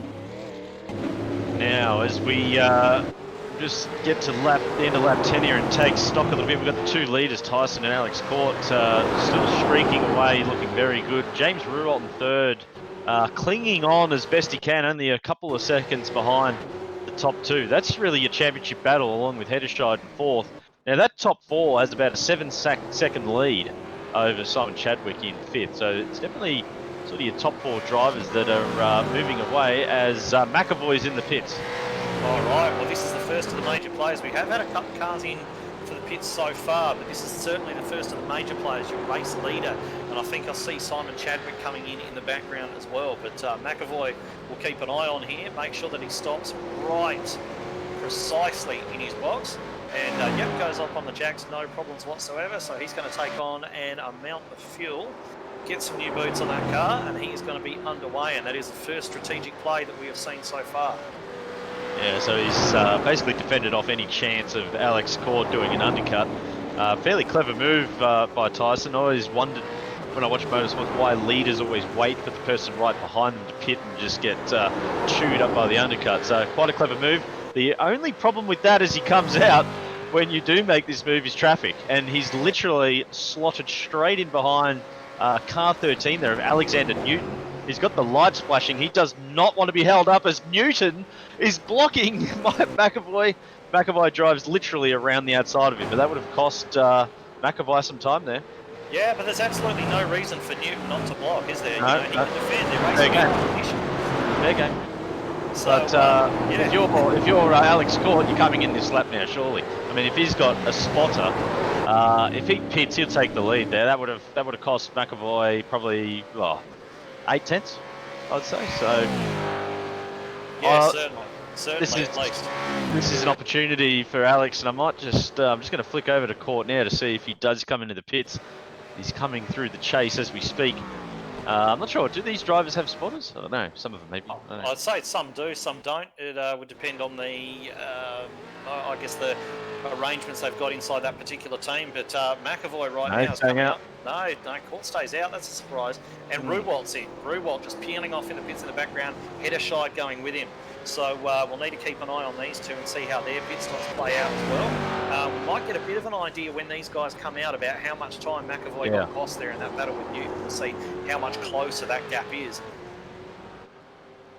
Yeah, that's a great point. I'm going to keep an eye on Ruwalt and Hedderscheid here because Ruwalt was 3 seconds back from McAvoy when he pitted from memory, although he is now 3 seconds back from Court. So seems as though Ruwalt might have lost some time, although my timing monitors probably had a bit of a meltdown because of all the pit stops. But well on into the jacks is Ruwalt, so is Hedderscheid behind him. Ruwalt's had a bit of an issue with fuel over the past few races, so we've just got to be mindful of that when he pits, but I'm sure he's figured out that issue coming into this week. As he gets dropped off his jack. He's through already. Yeah, McAvoy's just come through, so he's he was driving inside, outside, and around cars on that particular lap, and it looks as though the gap between himself and Ruwalt behind, just looking at it visually, looks as though it's actually grown. Yeah, that's interesting, unless he's short fueled a little bit at that stop, but I can't figure out why that gap would be so big, although mind you, Ruwalt is only just in front of Hedderscheid, so Ruwalt has underfueled the past few races. He might have gone the complete opposite here and made sure he's got plenty of fuel in that car. he might be taking the pain now and taking the extra fuel now in order to save himself a little bit of time in the last stop later on. If it comes down to a matter of tenths, that might indeed help him out. But we've got Alex Court. He's coming down into the chase. He's miles ahead of all the others at the moment because he has not yet made his pit stop. We'll see if he peels off this time round. We'll see if he gets any of that damage repaired.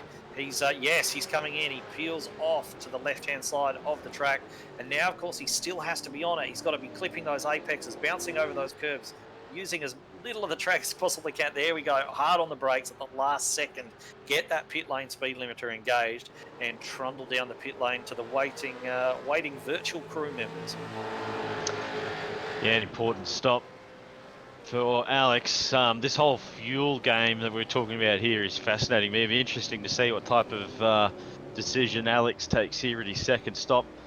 Beautifully under the jacks, nice and calm. You can be a little bit too over anxious at times and miss those marks, which can cost you time. Alex not doing that as he waits for that fuel to come in. Just having a look to see where McAvoy is. He's just starting to go across the start-finish line now. As Court is still up, he gets dropped. This will be relatively close, but McAvoy's going to get him comfortably here. Yeah, so it is absolutely as you were, just a slightly bigger gap. I tell you what, McAvoy must have been putting in some absolute lap times. 204.7 he put in, and that's that's quite brisk in anyone's language. So that's where that gap has come from. But a quick note as well that Alex Court has taken his fast repair, which means that car is repaired back to its pre-race state. All the damage is completely repaired, but that is his one for the race, I believe. That's right, they only get the one, so if he does have any other incidents between now and the end of the race, he won't be able to get that repaired. But it's good. It's good in the Super 2 Series to have that because that slight little bump like that can affect your race. But now he can go hell for leather. I'm really questioning the amount of fuel that McAvoy's put into this car at this stop. I've got a feeling we might see a little bit of gain from those other drivers at the next stop. I just can't understand how he could possibly pull out that big of a gap purely just in a one lap scenario. So we'll keep an eye on that anyway as the race unfolds. Well, keep in mind he did pit 2 laps prior to Court, so he was putting in some storming times. So there's a little bit of that, but I tend to agree with you. I think there might be a bit of strategy at play as well. And just while we're talking about drivers making gains, Daniel Hedderscheid has overtaken James Burhop, who I believe is going to be a net third place when it all shakes out. We've still got a couple of guys in there, Leonage and Hansen, who have not yet come to the lane. Yeah, surprising move there by Hedderscheid. I mean, we saw earlier Ruwalt did get out ahead of him, but I'm just watching a replay. It looks like Ruwalt's actually he had about a 3-second margin over Hedderscheid in good pace. Going into the chase, he's just run wide. Missed his braking marker onto the grass, and then Hedderscheid has said thank you very much and basically driven right past him on the approach to the last corner. So that was just a free kick there, as I would say in the commentary for Hedderscheid, Ruwalt making his own mistake. All right, so that's not going to please him at all, but there's still a long way to go. We are actually coming up to almost half distance in this race, and so we haven't seen any safety cars yet. Hopefully we don't, although it would be nice to see everyone get bunched up again, but I'll say that I'm a bit of a purist. I'd like to see the races run unhindered, and I'm sure that most of these drivers, especially the ones out in the lead at the moment, would tend to agree. Oh, I love a safety car. I love the cap being thrown amongst the pigeons and mixing it up. But I mean, with the amount of pace that Court and McAvoy have, I can't see anybody after a safety car getting past those two boys. They seem to have it in the bag. The championship picture's really starting to develop quite interestingly here. We'll have to check in with our broadcaster JP as this race unfolds to get an idea of just what we're looking at, because I think as this race gets closer to the end, we could potentially have drivers one position away from taking this thing out. So we'll keep an eye on that. But yeah, as we enter the middle phase of this race. And we were talking earlier on about Hansen and Leonage. They hadn't come to the pits yet. They have both now made their stops, and Leonage is defending frantically from Hansen as Caldwell locked it all up just on his way into the dipper there and just skidded out towards the wall. He managed to rescue it. He's carrying some damage on the front of that Commodore already, and he would have had an absolute ton more if he did manage to save that one and keep it away from the wall. But what it has done is actually put Scott Stevens all over the back of him. And don't be surprised to see Stevens get a run.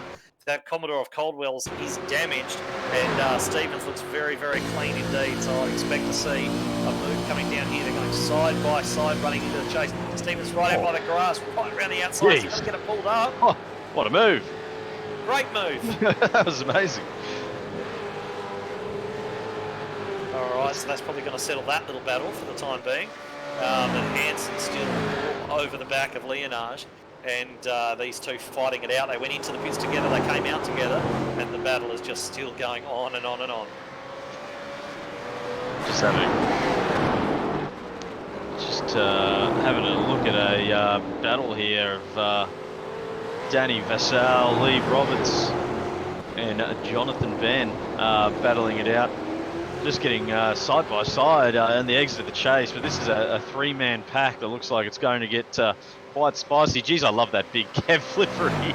That brings back some memories. But here comes Jonathan Bennett, the Jack Daniels inspired car, as he gets chopped off a bit there by Roberts, and he does tap him. Taps Danny Vassal. Jonathan Ben now is going to have it run going into the cutting. Going to be pretty hard to overtake around the outside there, as the blocking move comes there from Roberts. So Roberts and Vassal touching, Ben trying to capitalise on that, but unfortunately unable to there. Oh, jeez. Yeah, while those boys are sorting themselves out, Heddershide and Ruwalt are much, much closer, battling over what has now become third place. And of course, third place is just waiting for the pit stops to shake out, so they're battling over that. And we've also got Court right up behind McAvoy again, so Court's proven that, especially on new tyres, he's got the wood over McAvoy in terms of pace, but McAvoy's been really, really faultless in terms of his defence so far. But I'm just having a look at the right-hand side of McAvoy's car, and it's got a big, ugly scrape along it, so that could also explain why the gap between those guys has come down. So the fastest lap of the race by Alex Court, he's pumped down 2:04.3. He's laying down the gauntlet now. It's a half race distance, and he's decided his time is now, and he is all over the back of Tyson as he goes up the inside into turn 2. McAvoy's out on the grey stuff, and Court's going to take the lead of the race. What a great move, and it looks like McAvoy's really struggling, Ed. I think that damage might be a little bit more than cosmetic. Yeah, I think that McAvoy did a really good job in the initial phase defending there. He's kind of moved across, he's squeezed Court. Court's kept his foot down, and as McAvoy's come back out, he's kind of given himself a much better line into the turn. But unfortunately, he just appeared to overcook it, and as you mentioned, he got right out there in the grey, lost the grip, and that's what resulted in him getting past. Jesus, McAvoy's really struggling here. Court already putting a bit of a gap on the car of McAvoy, just looks loose. I was trying to rewind and see what actually happened with McAvoy, because it does look like he's smacked a wall quite hard on that right-hand side of his car. Yeah, and the car's loose, isn't it? You know, it's handling sort of evil as it came over the top of the hill there. There's, the back end moving around and so on, and that's something that we're not seeing from Court. And also, yesterday, if you remember Court's qualifying lap, he was very, very smooth. Yeah. That just seems to be a hallmark of the way he drives that car, particularly around this circuit, and it's working for at the moment because he's just drawing away from Tyson just slowly. Well, that's changed the championship picture again. So Court, who is a chance of winning this championship, now gets that huge double points buffer out in the front. If he was to hold on to the lead of the race to here to the end, Ruwalt, the championship leader, was only slightly ahead of McAvoy. So you've effectively got 3 drivers overlapping each other in the championship. It's going to be quite an interesting finish, this one. Yeah, and speaking of James Rewalt, he's caught up to the back of Daniel Hederscheid, and he is all over him in a paint scheme where we're marking on during the top 10 shootout, that beautiful 94 Benetton style paint there on Rewalt's Mustang. We've got two Commodores battling away up the front. We've got two Mustangs battling over third place at the moment. And Rewalt just, you know, he's managed to draw up to the back of Hederscheid. Has he got anything for him? Don't know.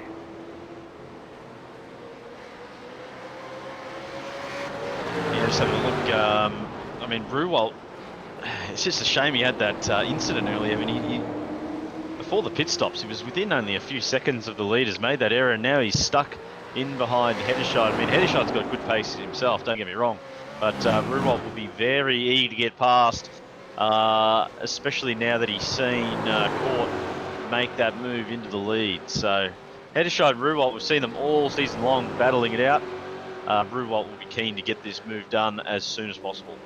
Yeah, and certainly with Rewalt driving for the Pace Syndicate team, you know, they're a fairly sizable team, so I'd be surprised if he didn't have somebody keeping an eye on the rest of the race for him. And just sort of having a look up the road, knowing that McAvoy's carrying that damage, you know, I'm sure that Rewalt is very, very keen to get up there. I'm not sure whether Hederscheid knows about it as well, but either way, he's going to be absolutely flat out as well. And they can just, as they're coming out of Forest Elbow, they can just see the two leaders just cresting the hill and going underneath that Fuso bridge there. So it's kind of tantalisingly within their reach. They can see it, but they just can't get there at the moment.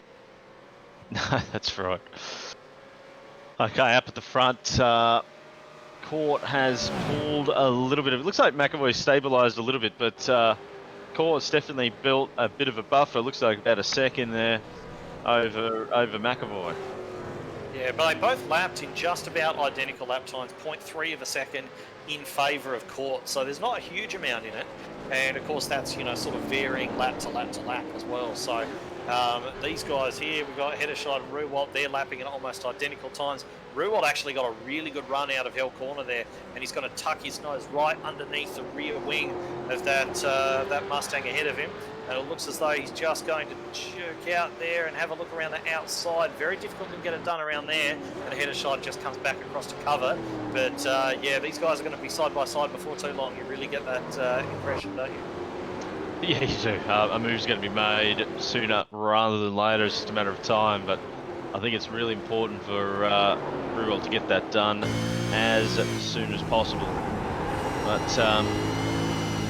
just listening to race control here, it looks like Rewalt might be trying to communicate with race control here over something. Didn't quite catch that, but Rewalt maybe maybe not too happy with Daniel in front. Not quite sure there, but yeah, that's interesting from the stewards. But throughout the pack, we've got a bit of field spread happening here. Little spot fires all over the place, but everyone now settling in.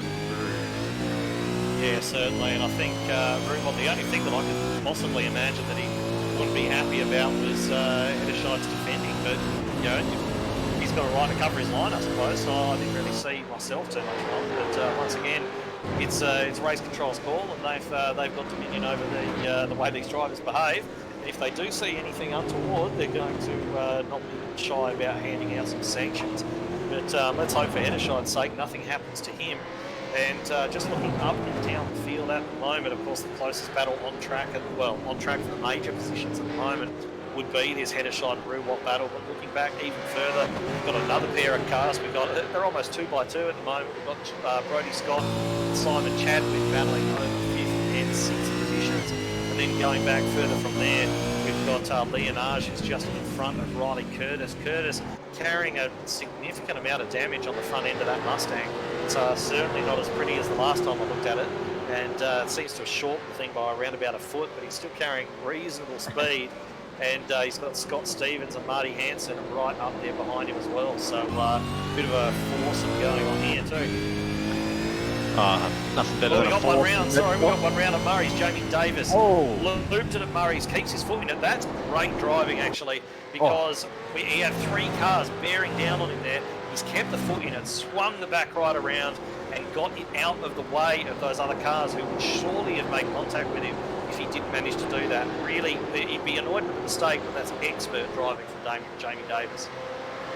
McAvoy is back in front of court. I have no idea how.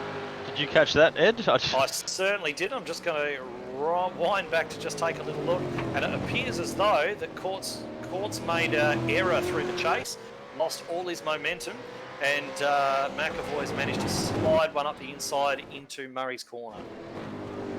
Well, there you go. So both drivers swapping errors at this stage. Fortunately for Court, he doesn't have damage like McAvoy does, but handing the race lead back now with only 14 laps to go. He wouldn't be happy with that. Looked like he had the race under control. Yeah, as he's all over the back of McAvoy here. He's just got so much more straight line performance. I think McAvoy would be suffering from that external damage that he's picked up somewhere along the way. So I think Court's got to bide his time, and if he can get a good run out of either turn 1 or the elbow, he's going to have a fairly good chance of getting that lead back. Yeah, but I mean, McAvoy, even with the damage, he's driven so well, hasn't he, all the way through. And he's proven himself to be adept at keeping Court behind him when he's had to. Of course, he's playing with a little bit of a handicap now, carrying that damage. It does appear as though Court does have the superior speed, but McAvoy knows how to place that car, make no mistake. So we'll see what they do up here. I'm surprised that McAvoy's look at that. over. Yeah. Why didn't he hug the right-hand side of the road? Not sure. I think he might realise that he just doesn't have the pace at the moment. I mean, he's going to have to take... Although he's defending it quite tightly, gets out on the grey again. Court, quite rightly, not giving him any room onto that racing line. Lights up the rears, does McAvoy. That's not going to get the job done. Court retakes the lead of the Nationwide Tracking Systems 200. Wow, what an exchange there. I'm really, really surprised that McAvoy actually departed from that inside lane. Just gave Court the opportunity to stick his nose down there, and he's already been able to take a punch at that location, so he knows Court's got that in his locker to get a move done there. And yeah, I think he'll be a little bit disappointed watching that back. He still have the lead in this race. Yeah, he will. I mean, as I was just saying, I mean, he's just going to have to try and stick to the back of Court here, I think, until this next round of pit stops, get that quick repair done, and see what he can do. But he's going to try and minimise the damage here, I believe. Just a quick championship update. James Ruwalt has just been crunching numbers in these last couple of laps. Ruwalt still holds the advantage in the championship. Really, the only person from here who can scuff at that championship is Brodie Scott, who's right behind him. Well, not right behind him, but sits behind him in 5th position. So Ruwalt, even though he's getting a bit antsy behind Hedderscheid, still looking very likely to win this championship. Yeah, I wonder if that's going to be relayed across to Ruwalt or not, if he's got any way of actually finding that out. I certainly wouldn't want to be crunching those numbers while trying to fight with Daniel Hedderscheid, that's for absolute certain. But yeah, I'm sure his strategy is basically just to finish as high up the road as he possibly can, high up the order as he possibly can. But yeah, just on Tyson McAvoy, I think you're quite right. He's still got that fast repair in his locker, doesn't he? So he's going to be able to go in, get that done, and come back out. But of course, what we did speak about was potentially the fact that he may have taken a shorter pit stop and a shorter fill in his first stop, looking at the amount of time he gained. So he could sort of have the worst of both worlds at the moment, where he's got a pit and he's also got to take on more fuel, and he's actually behind his main rival. So a lot of things sort of, I guess, from that perspective, if we're correct in saying it. Of course, let's be honest, there's no guarantee we are, but normally not. If that, normally not, but if that's the case, if that is the case, and he's going to take a longer pit stop than Ford, then he really needs to be entering that pit in front of him. Yes, he does. Just going back here, Marty Hansen having a huge dive up the inside of Scott Stevens, and gets the shoulders out. He got alongside the A fella there and gets the move done. So Hansen up from 22nd on the grid into 9th position there. So great move on Stevens heading into the second corner. Yeah, it's probably worth giving Marty Hansen a little bit of props for that drive. I mean, we're only 2/3 of the way, not even 2/3 of the way just yet through this race, and Marty Hansen's just about halved his position. He's gained 12 spots. So done incredibly good job. Both of those guys there, Scott Stevens and himself, have overtaken Riley Curtis, who we mentioned was carrying that damage around on the front of that Mustang. And Hansel on an absolute charge. I'll be very interested to see what kind of lap times he's putting in clean air.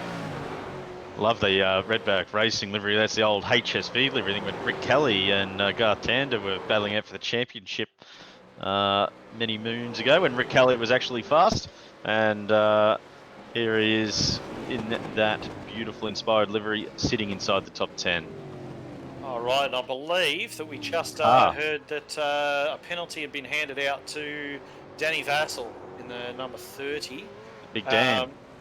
I believe it was, there may have been another car. And McAvoy's in the pits. All right, so McAvoy's in. We did talk about the pit stops, didn't we? So he's definitely going to take the repair there, get that car propped up. I believe I just saw the door pop out there, and Brodie Scott looks like he's coming down the pit lane as well. Unfortunately for him, hasn't been too much of a factor for the lead so far in this race. McAvoy giving the thing a few little squirts on the throttle while he sits there getting service. I'm not sure if fuel's critical, whether or not he would want to be doing that, but he's sitting there now. He's off the jacks and he is away, and he's really got to make hay right now. He can't afford to come out behind somebody, but once again, he comes out behind somebody. He's come out behind Darren Caldwell. Yeah, Darren Caldwell, a bit of damage. He's not going to be overly, and on old tyres, so we just hope, I mean, in the previous time, McAvoy was able to get the move done prior to turn 2. You don't want to get caught behind the traffic heading up over the top of the mountain, where it looks like that might be what ends up here for McAvoy. So now we're just going to keep an eye on Court. I mean, this is probably the key moment of the race as to whether or not McAvoy can make some sort of gain over Court. There's a car turned around there at the cutting. I believe it's Scott McCune. Just got to be careful when you're in this position not to flick the car around into traffic. Geez, he's in a precarious, but this could be a safety car. Yeah, he's not going to get out of there, is he? Safely. I mean, I'm not sure if there's any gap coming up, but he's doing the right thing. He's sitting there and he might just be looking to back that thing up the track, and he almost could have got it done there if he could have got it spun around, but he's doing the right thing, keeping out the way, backing it into the little bit of service road there, and just collecting the tyres as well. But anyway, Alex Court into the pits. So we'll catch away from that. There may be a safety car coming. We don't know. So this could be a very, very good move for Alex Court at the moment. It could be good for McAvoy as well, having already made his stop, of course. Ruwalt shoots through to the lead, and Alex Court is on his way down to get service. So we'll see how this all shakes out between him and McAvoy. Of course, keeping a wary eye on McCune as well to see if he recovers that car, whether we wind up with a safety car. Yeah, I was just watching McCune. He's got it going. No dramas there. One car slightly held up as he makes his way back onto the circuit. Hayden Harrison doing a bit of avoiding and into the wall. But let's head back to Court and see if he gets out in front of McAvoy on track as McAvoy ends across the start-finish line. Now heading down into turn 1. Where's Court? Oh, geez, this could be very, very close here. McAvoy comes around turn 1. He's going to get the run out, and he's got the fresh tyres. Court's going to have to defend up on the inside. He has to take that inside run. I don't know if McAvoy's going to quite get the run on him out, but he's definitely in the tow. Court's doing the right thing here of defending, sits in the middle of the circuit. McAvoy's thinking about sending it. Oh, geez. He thought about it. Court defends it well, but this is going to be a tough few corners as Court's tyres come up to temperature. Did McAvoy get the wall there? He looked as though he read, no, there's no damage on the side of the car. As though he knows he's going to have to get this done really, really soon, because pretty soon Court's tyres are going to come up to temperature. So McAvoy needs to attack now. Did we promise you the race of the season at the start of this broadcast? I can't remember. I think we did, didn't we? Well, it's just shaping up to be really tight. I mean, not only is it Bathurst, there's also a pretty interesting championship scenario that'll unfold later on as well. But yeah, he needs to get this move done. I mean, your best bet is into the... Geez, he's going over the grass. Is McAvoy chewing up those ink points just to try and get onto the back of Court. The elbow is a place, but it's pretty dangerous. He's going to be looking for the best run he can get out of this corner as he goes out wide, comes in. Little lock up from Court. A good run out of that corner from McAvoy, but it looks as though Court has also got that run. But he sits into the tow. We'll see what it can do. Obviously, McAvoy's had his fast repair completed now, so he will have decent straight line speed again.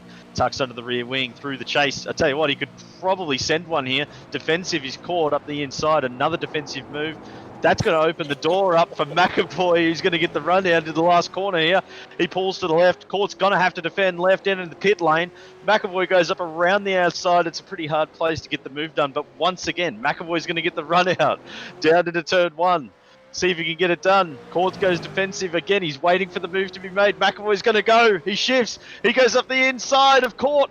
Court's got nothing he can do. He's up on 2 wheels. He's hit Court. Court's spun. He's going to have to give that position back, maybe. I don't know. Or does he drive off? Oh, Court's made a really bad recovery too. He falls victim to Heddershide and Ruwalt.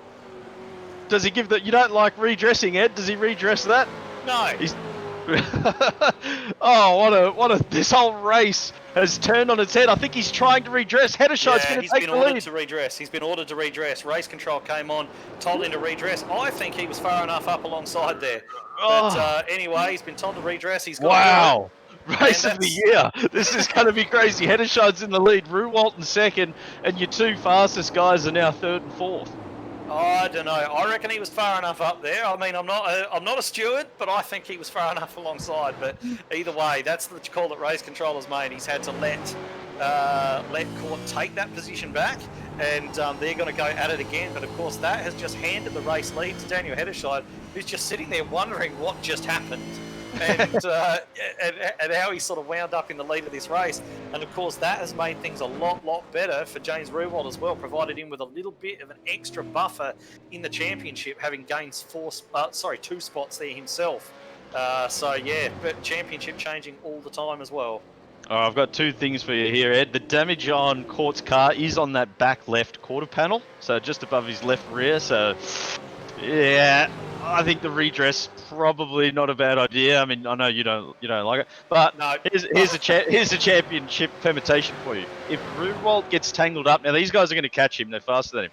If Ruwalt gets tangled up with those guys and crashes and is out of the race, Scott will win the championship. Scott will win the title. Scott. If we've never seen anything from so far. If Ruwalt crashes or has an incident here, Scott will be the one who would claim the title. So Ruwalt's got to be careful. Oh, McAvoy's all over the place. Yeah, McAvoy's having a look, isn't he? I don't think he's happy about redressing there, but either way, he's done what he had to do. And I'm just going to go back and have a little bit of a look at that incident between the 2 of them, because I'm not convinced. No, but it certainly spiced up the races. McAvoy gets super loose out of the first corner there, puts his rear tyres onto the grass, almost loses it in the wall. So he's frustrated, I think, in trying to get that gap.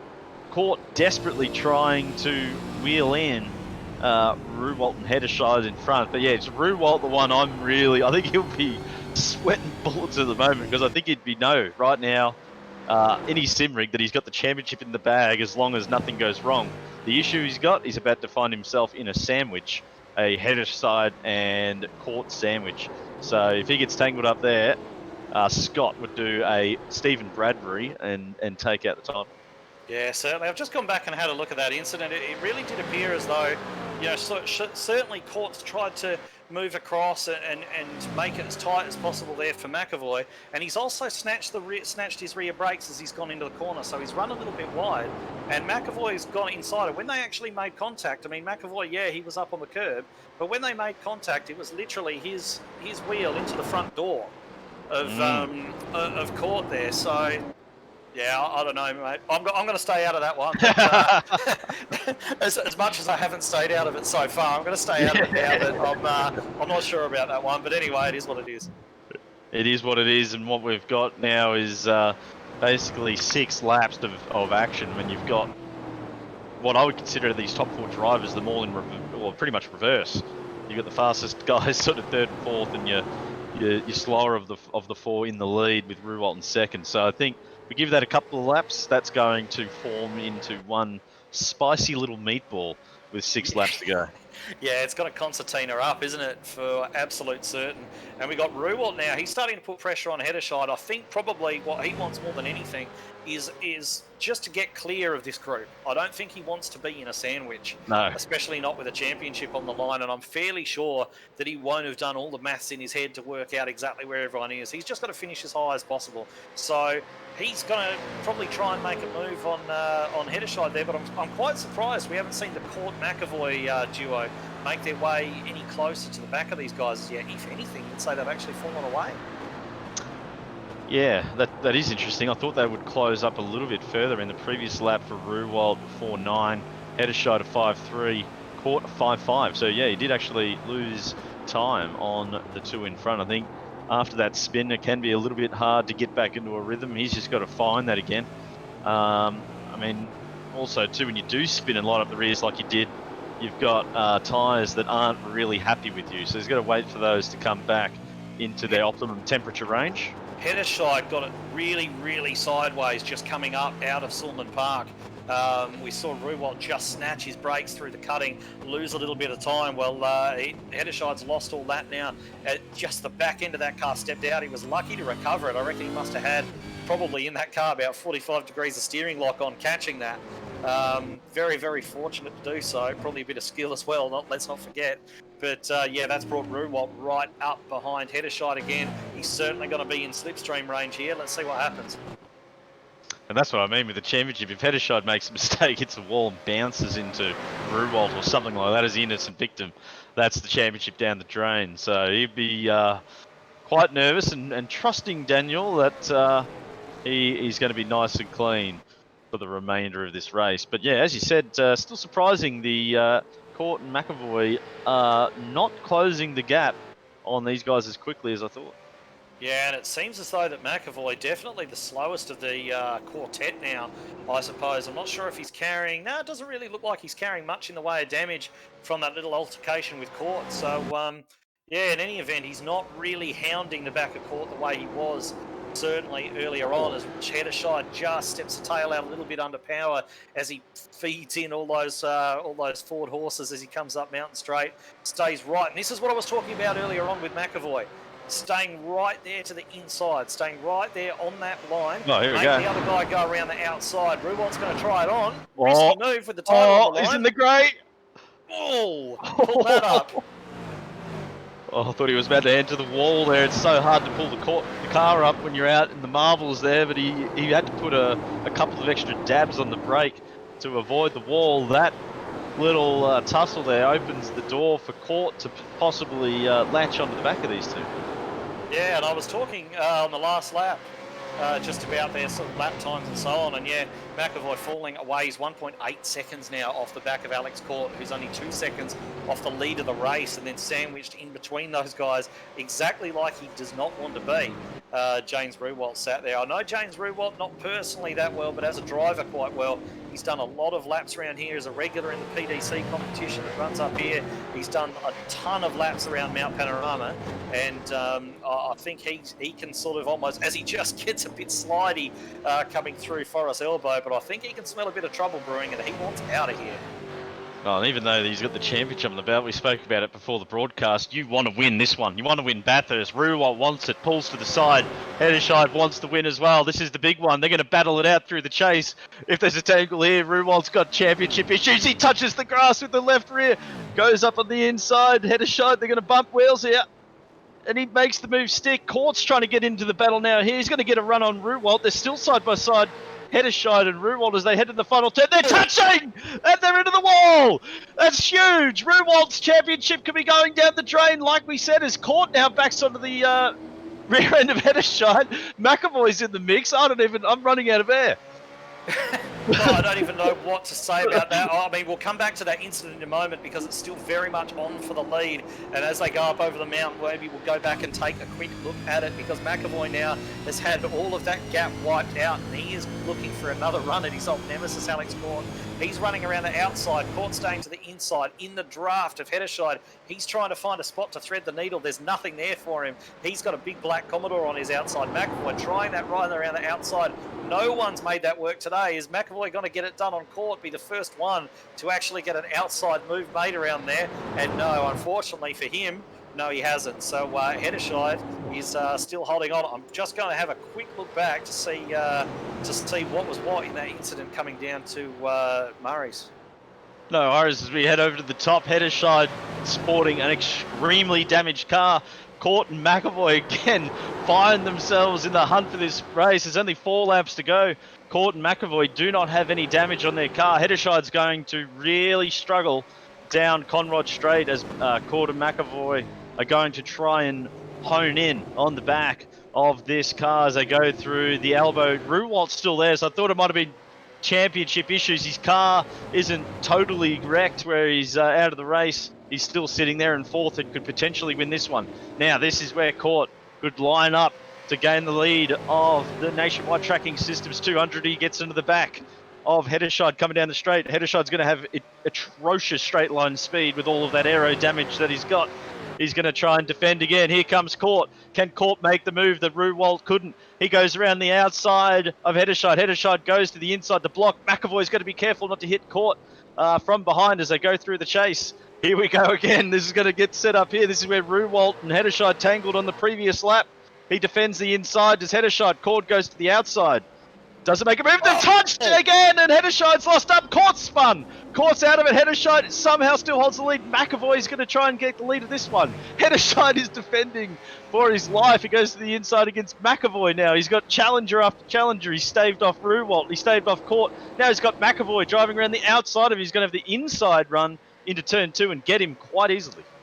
Yeah, just looking at those incidents, the incident there with Hedderscheid and Ruwalt, it just appeared as though Ruwalt didn't have enough room on the outside there and tried to make a move back onto the track, and Hedderscheid wasn't really aware of it. There was only a couple of inches in it, and now having a look at the incident that just took place, it looks as though in that one, Hedderscheid just moved oh so slightly in the braking zone and came across Court's nose. Court's got quite a bit of damage on the front end. It looks like actually, I'm not going to say anything because this race is absolutely bananas. But at the moment, we've got 3 out in front. McAvoy has no damage on his car, and he's quite quick.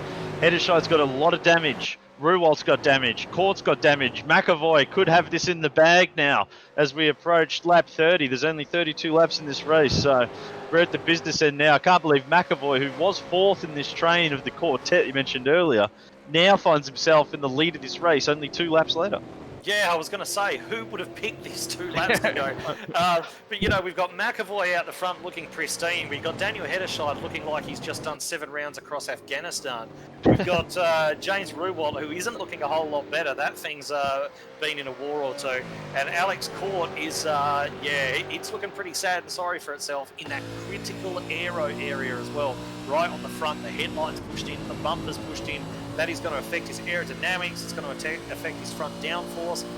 All 3 of those cars from 2nd down to 4th are going to be absolute bins to drive. It's like been a boxing match these past few laps, just rubbing shoulders, banging wheels, but this is what Bathurst is.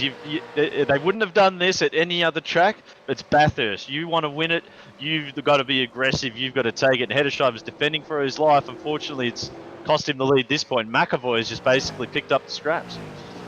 Yeah, certainly, and sitting behind these guys, he was at one point, and I believe pit stops were coming into play there, but he was 50 seconds off the lead and really not in contention at all. I think he was sitting around about sort of 15, 17 seconds away, all things considered, and now he's only 8 seconds off the lead of the race, 8.7 seconds. Already stopped, yes. He's having a bit of a quiet. Oh, here we go. Striking around there. Oh, he is. I mean, that's really your championship battle at the moment. Ruwalt in 3rd, Scott in 5th. Ruwalt is under pressure from Court in the wall. Yeah, Court let it up. And, that's going to give a position to Scott, unfortunately, there as he almost reverses into Scott. Big damage there for Court. It's all unravelled for him, unfortunately. It looks so good only about 5 minutes ago. He's raced beautifully all night. Bathurst has claimed him here in the ferocity of the battle that unfolded. But yeah, back to the front, Ruwalt with the championship basically in the bag if you can just hold it there. with Scott right behind him. But yes, if Scott can manage to get in front of Ruwald here, the championship will be very interesting indeed. Yeah, I feel a bit sorry for Alex Court there because that wasn't 100% his fault. Ruwald's got a little bit loose as he's come up through Griffin's there. The back end of his car just wagged. He lost a little bit of momentum, and Court's was right up behind him, and he's had to take a little bit of evasive action, and that's just disturbed the balance of the car through that fast turn just enough to actually put him off into the wall. So yeah, it's unfortunate, and now that Commodore is completely stuffed. It's missing its boot and everything. That is a very unhappy looking Goodyear Commodore. It is, as the top three finally separate from each other. McAvoy, Heddershot and Ruwald look like they're on their way to a podium finish tonight, as we're about to enter the penultimate lap, as you like to call it, Ed, lap 31. And yeah, I need a drink of water. Yeah, well, you can go and take one if you like, mate. I'll run you guys through a little bit of an update now on the race as it stands up and down the field. We've covered the top three. We all know McAvoy, Heddershot, Ruwald sitting there in the first three positions. Brody Scott in fourth, Beatty Bell fifth now. Alex Court has dropped down to sixth position, and he's going to be coming under attack from Simon Chadwick, I imagine, in the not too distant future. Then we've got Marty Hansen all the way up to eighth. Hasn't he had an excellent drive tonight, Marty Hansen? Scott Stevens, Lasseth Leonage, Darren Caldwell still dragging that damaged Commodore around. Then we've got Jonathan Ben, Riley Curtis, Jamie Davis, he's spun earlier on down there in 14th place. Lee Roberts, Aaron Gilbert, Hayden Harrison 17th, Benjamin Siren, Blake Urquhart 19th, solid for a dirt driver. Riley Curtis just running off on the grass, unfortunately. And he'll gather that back up and come back to fight another day, although it may mean that my positions aren't up to date. So yeah, Curtis actually into the wall a bit harder than what you thought there, Ed, and it looks like he's out of the race. Oh, that's unfortunate for Riley. He was having a solid drive. And Blake Urquhart, 21st. Cuddy McCarthy has just actually overtaken Blake. I think, Blake Urquhart coming into the pits actually. So, and then most of the guys behind them have come to some sort of grief at some point or another during this incredible Bathurst 200. It was interesting going through the cars then, Ed, as you went through them. Just so many cars sporting war wounds, which is, classic Bathurst. Probably the only car that doesn't really have too much damage is McAvoy. He was sporting damage earlier, obviously. Got that fast repair done, and he's now sitting out in front, looking nice and pretty, while everyone else behind him is looking pretty sad and sorry. Yeah, definitely. And remember the pace that McAvoy had. I mean, the only driver that was able to live with his pace early in this race was Alex Court, who's now obviously out of contention for the victory. And McAvoy, his car's in better nick than anybody else's. And I think that, I don't want to say it's easy, but I think his job has certainly gotten a lot simpler than it was a few laps ago as we start the final lap, which is the penultimate +1. It is. That's right, and this is, when you watch Bathurst, which I do year after year, this is the one where you ride with the leader and it's celebrate the achievements, and I think he's going to be pretty pumped with this one. He was pretty excited yesterday when he won pole position in the top 10 shootout, and I think this will be right up there with one of his biggest wins in his sim racing career. Obviously, if it stays like this as well, James Ruwald is going to be your inaugural champion for the series. So we're going to have a couple of guys up on the podium after the race that are going to be pretty happy as McAvoy enjoys his celebration lap across the top of the mountain. Yeah, let's not call it yet. Let's not commentate and curse the guy. He's been through enough. Yeah, true. This guy, he's been put through the absolute ringer this race. So let's just say if he brings it home, he's going to be a very, very happy guy. But there's still a few Ks left to go, a few gear shifts to make, a few braking points to hit. It's not over. So let's ease up on the poor guy. That's right, yeah. If he had crashed it across there. But he's flashing his lights. Look at him, he's pumped already as he goes down Conrod Straight. He's feeling pretty confident, Ed. I don't think he's worried about his braking markers. But I think he's wanting that back marker. He's about 400 metres ahead of him, perhaps. If he was to crash it from here, it would go viral, wouldn't it? The guy flashing the lights, celebrating. But what a win this is going to be for Tyson McAvoy. Gets pole position, converts pole position into one of the craziest victories I've seen in sim racing. Yeah, it's not just this series, but in sim racing in general, it's been absolutely bananas. But well done, Tyson McAvoy rounds the final turn, and he's going to cross the line to win the Nationwide Tracking Services Bathurst 200. Well done, Tyson McAvoy. Header shot in second. Ruwalt, your inaugural champion. He's flashing the lights. He knows that he's won it. Wins some amazing prizes as well in third. And then rounding out your top fifth, Brody Scott, who'll finish second in the championship for the Dripping Paint Graphics team, and his teammate in behind him there, Bailey Bell, rounding out your top five. Now, we got James Ruwalt doing burnouts. Is he going to have the fuel to get around this time? He's not doing it. He is. No. Yeah, he definitely is. Okay. So oh my God, no. James, no. what are you doing? Just, James. Just try get to the pits, mate, because if you don't make it home, Brody Scott's won the championship, mate. So just... Well, how many positions they get penalised? 1 or 2? It's only the... It's two spots. So okay. No, he's won it. He's won it. Yeah, okay, he's okay. Yeah, he's okay. All right. But get around, James. Oh, Come God. on. I mean, we all like to see a burnout, but get on with it, son. It was giving me a heart attack then. I was thinking, oh no, he's not going to throw away the championship with some doughies, is he? No. So let's probably a good time actually to run through the final results of that one. We've got everybody across the line now, I believe. Everyone's made it home. So we'll just run through the final results of this particular race for you, and then we might run through the results of the championship as well. Then we'll get a few of the boys up here to run us through what was an absolute bonkers cracker 200 Ks at Bathurst. Bathurst. Bathurst always delivers. Yeah, it certainly did on this occasion, didn't it? So we've got Tyson McAvoy taking out the victory. We've got Daniel Hederscheid in second, James Ruwalt third. Brody Scott in fourth, Bailey Bell fifth, Alex Court finishes sixth with half a car left. Marty Hansen all the way up to seventh, great drive from him. We remarked on it a couple of times. Simon Chadwick a solid eighth, Scott Stevens, Lasseth Leonage, Darren Caldwell and Jonathan Ben. Jamie Davis, Lee Roberts, Aaron Gilbert, Hayden Harrison, Benjamin Siren, Alexander Newton, Ryan Ducati McCarthy, Robert Brower coming all the way up from the back of the grid. Pit lane start, I think Robert Brower had. And then we've got Brian Cooper, Luke Holland, Blake Urquhart, John Sorensen, Riley Simmons, Mark Duggan, Scott McCune, Riley Curtis, Danny Vassell, John Schultz, Ben Morris, Tony Gaffer, Michael Schroeder, and Tony Clark, unfortunately finishing 20 laps down. Just keeping an eye on McAvoy here. He's actually struggling to get home. Putting along Conrod Straight. It's almost like a race in itself, isn't it? To see if the cars can get back to the pit lane, of course. If he still cannot. got a motor? He's still got a motor, but he's very, very tentative. Which I'm not hearing a motor. Oh, no, he has got a motor. He's revving it. Yeah. I don't know why he'd be revving it if it was a fuel issue, but he does appear to be coasting. Yeah, okay. It looks like he should make it from here. It was just interesting how slow he was going on the way home. He might just be savouring it. He might just be savouring it. That's right. He might be having a chat. Yeah, okay. He's definitely going to make it. That's good to see. Yeah. Big concerning one of the unique things of this series that if you don't make it back round, there's penalties, and you don't want to lose this type of win for that. And James Ruwalt has made it home as well after those burnouts. So he's made it back. So well done to all those guys.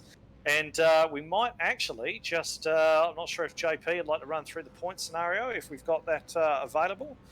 Don't have that available just yet, so we will run through that afterwards. What we can tell you is we do believe that pending any kind of issues, Ruwalt has probably taken out the title. So JP, do we have those points?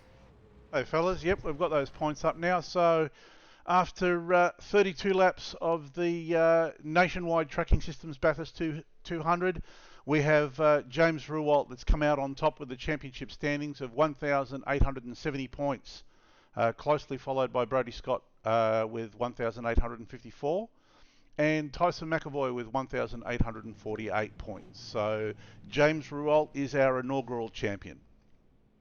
Absolutely brilliant driving from those guys all season long, and of course Tyson taking advantage of that that double points with the victory tonight. Anyway, we've got a couple of very happy drivers here to have a chat to, and we might just start with our race winner Tyson McAvoy.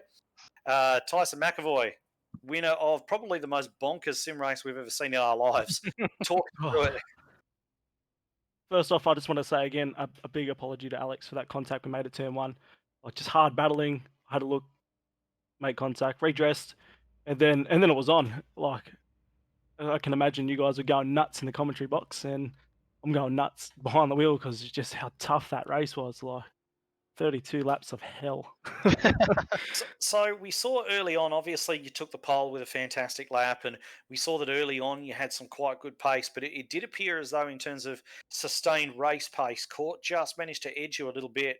But for I guess the first few laps of the race, you were covering everything off, and you were managing to sort of hold him at bay, and then he managed to get round you a little bit later on. Just talk us through that battle and how it was sort of unfolding throughout the 32 laps from your point of view.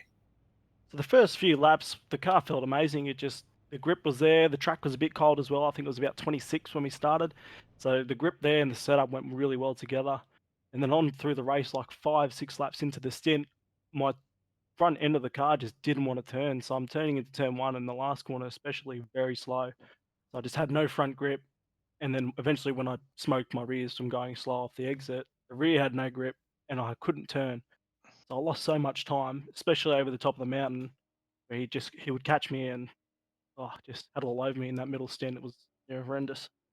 And we did see just the contrasting driving styles between yourself and Court. Court was, quite unspectacular, and you were probably a little bit more of an entertainer as far as the way you had the car moving about. Especially coming down the hill. You could really see you working at the wheel and wrestling with that car. Now, I just obviously want to take you a little bit further forward, of course, towards the end of the race. You're running in 4th place. You're running in there. It looked as though you were struggling to keep with Court at that particular time. You had the 2 Ford Mustangs there in front of you, and then all of a sudden it's turned into a race lead. Talk us through that. Well, at first I was like, I can see the 2 cars at the front, 1, 2, we're going to battle. So I was like, I'm not going to push. I'm just going to save my tyres, and hopefully they have a little tangle, and eventually I catch the back of them. Because I knew as soon as Alex would catch the back of them, there would be a 3-way battle there. So I was like, I save my tyres, just coast along, go ahead. And then 2 laps later, they're into it, and my tyres were pretty good. And then I had that amazing run out of the straight, but the carnage was just, it was entertaining. I don't know. Entertaining. It was one of the best sim races we've ever seen. Just in terms of just craziness. I think it was absolutely mental to watch. Chaos, didn't it? 2 Yeah. laps of just one car behind the other, and then all of a sudden it was a volcano and exploding, cars everywhere. All right, well, you've come out the winner anyway, the inaugural winner of the Nationwide Tracking Systems Bathurst 200. Of course, if you weren't able to take home the championship, this is the one that's almost a standalone championship all of its own. Yeah, it's the one that everybody wants to win.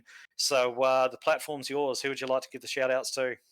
Just a big shout out to all the boys that are watching me tonight, supporting me, especially all the OPR boys with this beautiful paint that I'm running. I wish I could have ran a retro skin, but it doesn't matter. So big shout out to the OPR boys, and especially all the other boys watching me back at home, and hope I put on a good show. Yeah, And they did. I believe you certainly did. Do you guys know if I finished 3rd in the championship? Because that was also a big push. I believe so. Oh, You did. That's a win too, I guess. Woo! Well done. Thanks, boys. All right, so that was your race winner, Tyson McAvoy. Very, very happy man, as you would expect. And what we might do now is move to our series champion, James Rewalt. Oh, good James up here. Yeah, James is up here. James. You're guilty. Congratulations. Matt, I might let you handle this one. James, I might just talk about the race first, and we'll talk about your championship, mate. I don't even know where to start. It looked like you were cruising in 3rd early on, had a bit of an error, went behind Daniel. You sat behind him the whole race, and then the whole race imploded. Do you want to talk us through that? Yeah, basically, the first stint was great. I had my little gap. I was just cruising, settling in. Yeah, like you said, made a little mistake. Jumped in behind Daniel, but it was quite handy because I saved a bucket load of fuel, which made the last stop a bit easier. But yeah, what happened at the end there? Holy moly! Yeah, well, talk us through a bit of that, because I think there was a moment there where it looked like you were going to take the lead of the race, and you had a bit of a tangle there with Heddershide. Yeah, got a run on him down Conrod. Yeah, obviously just tried to push for the lead, and I think there might have been a bit of net code involved there. But either way, lucky enough, I was not too damaged. I could push on. Yeah, I was a bit worried about that, because if you had have had sustained damage, that would have basically ended your championship, mate. Brodie Scott would have taken that, so you were quite lucky not to have too much damage. But in the end, you came through, mate, and you are the inaugural winner of the ABRUZZI Super Sprint V8 Supercar Championship. Thank you very much. It was a nervous day. I was really wanting to get it done tonight, so it's really awesome. Thanks to everyone who's putting it on. Yeah, no worries. Some amazing prizes in there. Before we let you go, mate, as champion with a number 1 on your car, if you decide to take it, mate, who do you want to give some shout outs to? Yeah, big shout out to Pace Syndicate, Worm Paints for the amazing paint job tonight. I reckon that's what got it done. Sorry to Kyle for busting it up there at the end. It didn't look too good. If you think about the history of that paint job, it has had a bit of biff and barge itself, so I think you might have done it proud. Yeah, for sure. Fantastic job, James. Congratulations on the championship again. You're a deserved winner. You've driven beautifully all championship long, and enjoy it, mate. Enjoy the victory. Thanks, boys. Beers later. Yeah, that's right. See you, mate. All right, that was James Rewalt, your champion for the season. So fantastic effort from him, and I'm sure all the Pace Syndicate boys are going to be very, very happy with that indeed. So we move now to Daniel Heddershide, second place in the race tonight, and he was just about everywhere. He was fourth, he was second, he was third, he was first, he was second again, and just part of probably certainly the greatest show that we've seen all season long. Daniel Heddershide, talk us through some of that, how it unfolded from your perspective. Yeah, I don't really know what to say. That was a quick race with a very crazy ending. A very crazy ending. So I guess from your perspective, I mean, you spent some of the race running there in fourth position, made your way up to third, and then at one point you found yourself leading it. Talk us through that, and I guess what your approach was to try and at least keep the lead. Yeah, I knew James had newer tyres on than me, so he was catching, and had noticed that he'd been faster in the second stint, and yeah, in that I could see him catching me. I thought if I could keep it clean, I could probably defend him. And then yeah, obviously it all went down once he caught me. I made a couple little mistakes, and obviously he got the run on me. Went side by side, and yeah, they're coming together. Yeah, certainly. So, recovering from that all the way back to second, you've got to be pleased. I think you've been one of the more consistent guys throughout this championship. Always been, it's hard to think of a round where you weren't somewhere that was sort of central to the action of the day. So you've done an incredibly good job all season long. So congratulations for that. And certainly congratulations for your result tonight, because I think it was well-deserved second place. Is there anyone you'd like to give a shout out to before we let you go and have a well-earned drink, I think? Yeah, once again, a big shout out to Symfinity and the 111 boys. You guys too, you've done an amazing job. Everyone that's run this series, it's been a real well put together series. I know it's definitely improved my driving insanely. And yeah, all the competitors, James, we've had some great races. Brodie, Tyson, well done for tonight. And yeah, everyone really that was involved. Well, 111 boys, this is your boy tonight. He's done a fantastic job for you, and well pleased with second place and his efforts over the season, as well he might be. Daniel Heddershide, second place, everyone. So what we might do now is just, there's nothing really left to say. We've got a champion, we had a race winner, we've had a cracking race, Matt. Yeah, I guess it's final thoughts time, isn't it? Well, I mean, that's the end of 12 races in this championship, and what a journey it's been, from some pretty wild races to begin with to a scenario where we had drivers improving so quickly that it actually turned into an amazing championship, great battles, and the pace is absolutely red hot. So as Daniel just said, he's improved a lot, and so have all the drivers. I've enjoyed it. it's good to see a deserved champion come out on top, and it's great to see probably the most entertaining race of the season to finish us off this evening. I've enjoyed it. I've enjoyed each Tuesday night calling the shots and calling along. And as Daniel said, I'd like to thank JP, yourself, Ed, Dave, who normally joins us, and the guys in race control for all their work they've done for this championship. Yeah, certainly a sentiment echoed by myself as well. We've seen a little bit of everything this season, haven't we? You know, there's been some great racing, some great competition. There's been carnage. There's been controversy, and it's finished up with a brilliant race to just, I guess, leave everybody feeling really good about the season as a whole, and also the future of the series as well. So I think it's been brilliant. Now we do have one small matter to finish off as well. Oh, Would you like to take a the final guess? trivia. Would you like to take a guess about why Hell Corner is called Hell Corner? Because of all the accidents that have happened there at the start of the race. Not quite. Oh, Not there you quite. go. I've got another one wrong. So Hell Corner was so named because there used to be a tree stump. They'd cut the tree down, but there was a big tree yes, stump on the apex of the turn. And motorcycle riders used to know that if they hit that, they were in a lot of trouble. And the way in which they used to describe it was that if you hit that you would be killed, obviously, and you would wind up in hell for wasting your life via folly. Well, there you go. So that's the story behind Hell Corner. But in any event, so I guess that brings us to the end. That's mate. Yeah. It's sad, but thank you, Ed. It's been a pleasure. Yes, absolutely, Matt. Thank you for joining us along this journey over the last 12 weeks. Of course, thanks to JP Courier for putting all of this together. Faithful man behind the camera, JP. as always, and also the man sort of calling the shots, the driving force behind the series. So all the drivers, teams, competitors, and of course yourselves, the viewers as well. I hope you enjoyed tonight. If you didn't enjoy tonight, I don't know what to tell you because it doesn't get any better than that. So, yeah, fantastic. I hope everybody enjoyed it. Thank you very much for joining us. And hopefully everybody joins in again for season 2 coming up in not too distant future, I believe. But in any event, we're pretty well done here. So thank you very much for joining us again, and good night.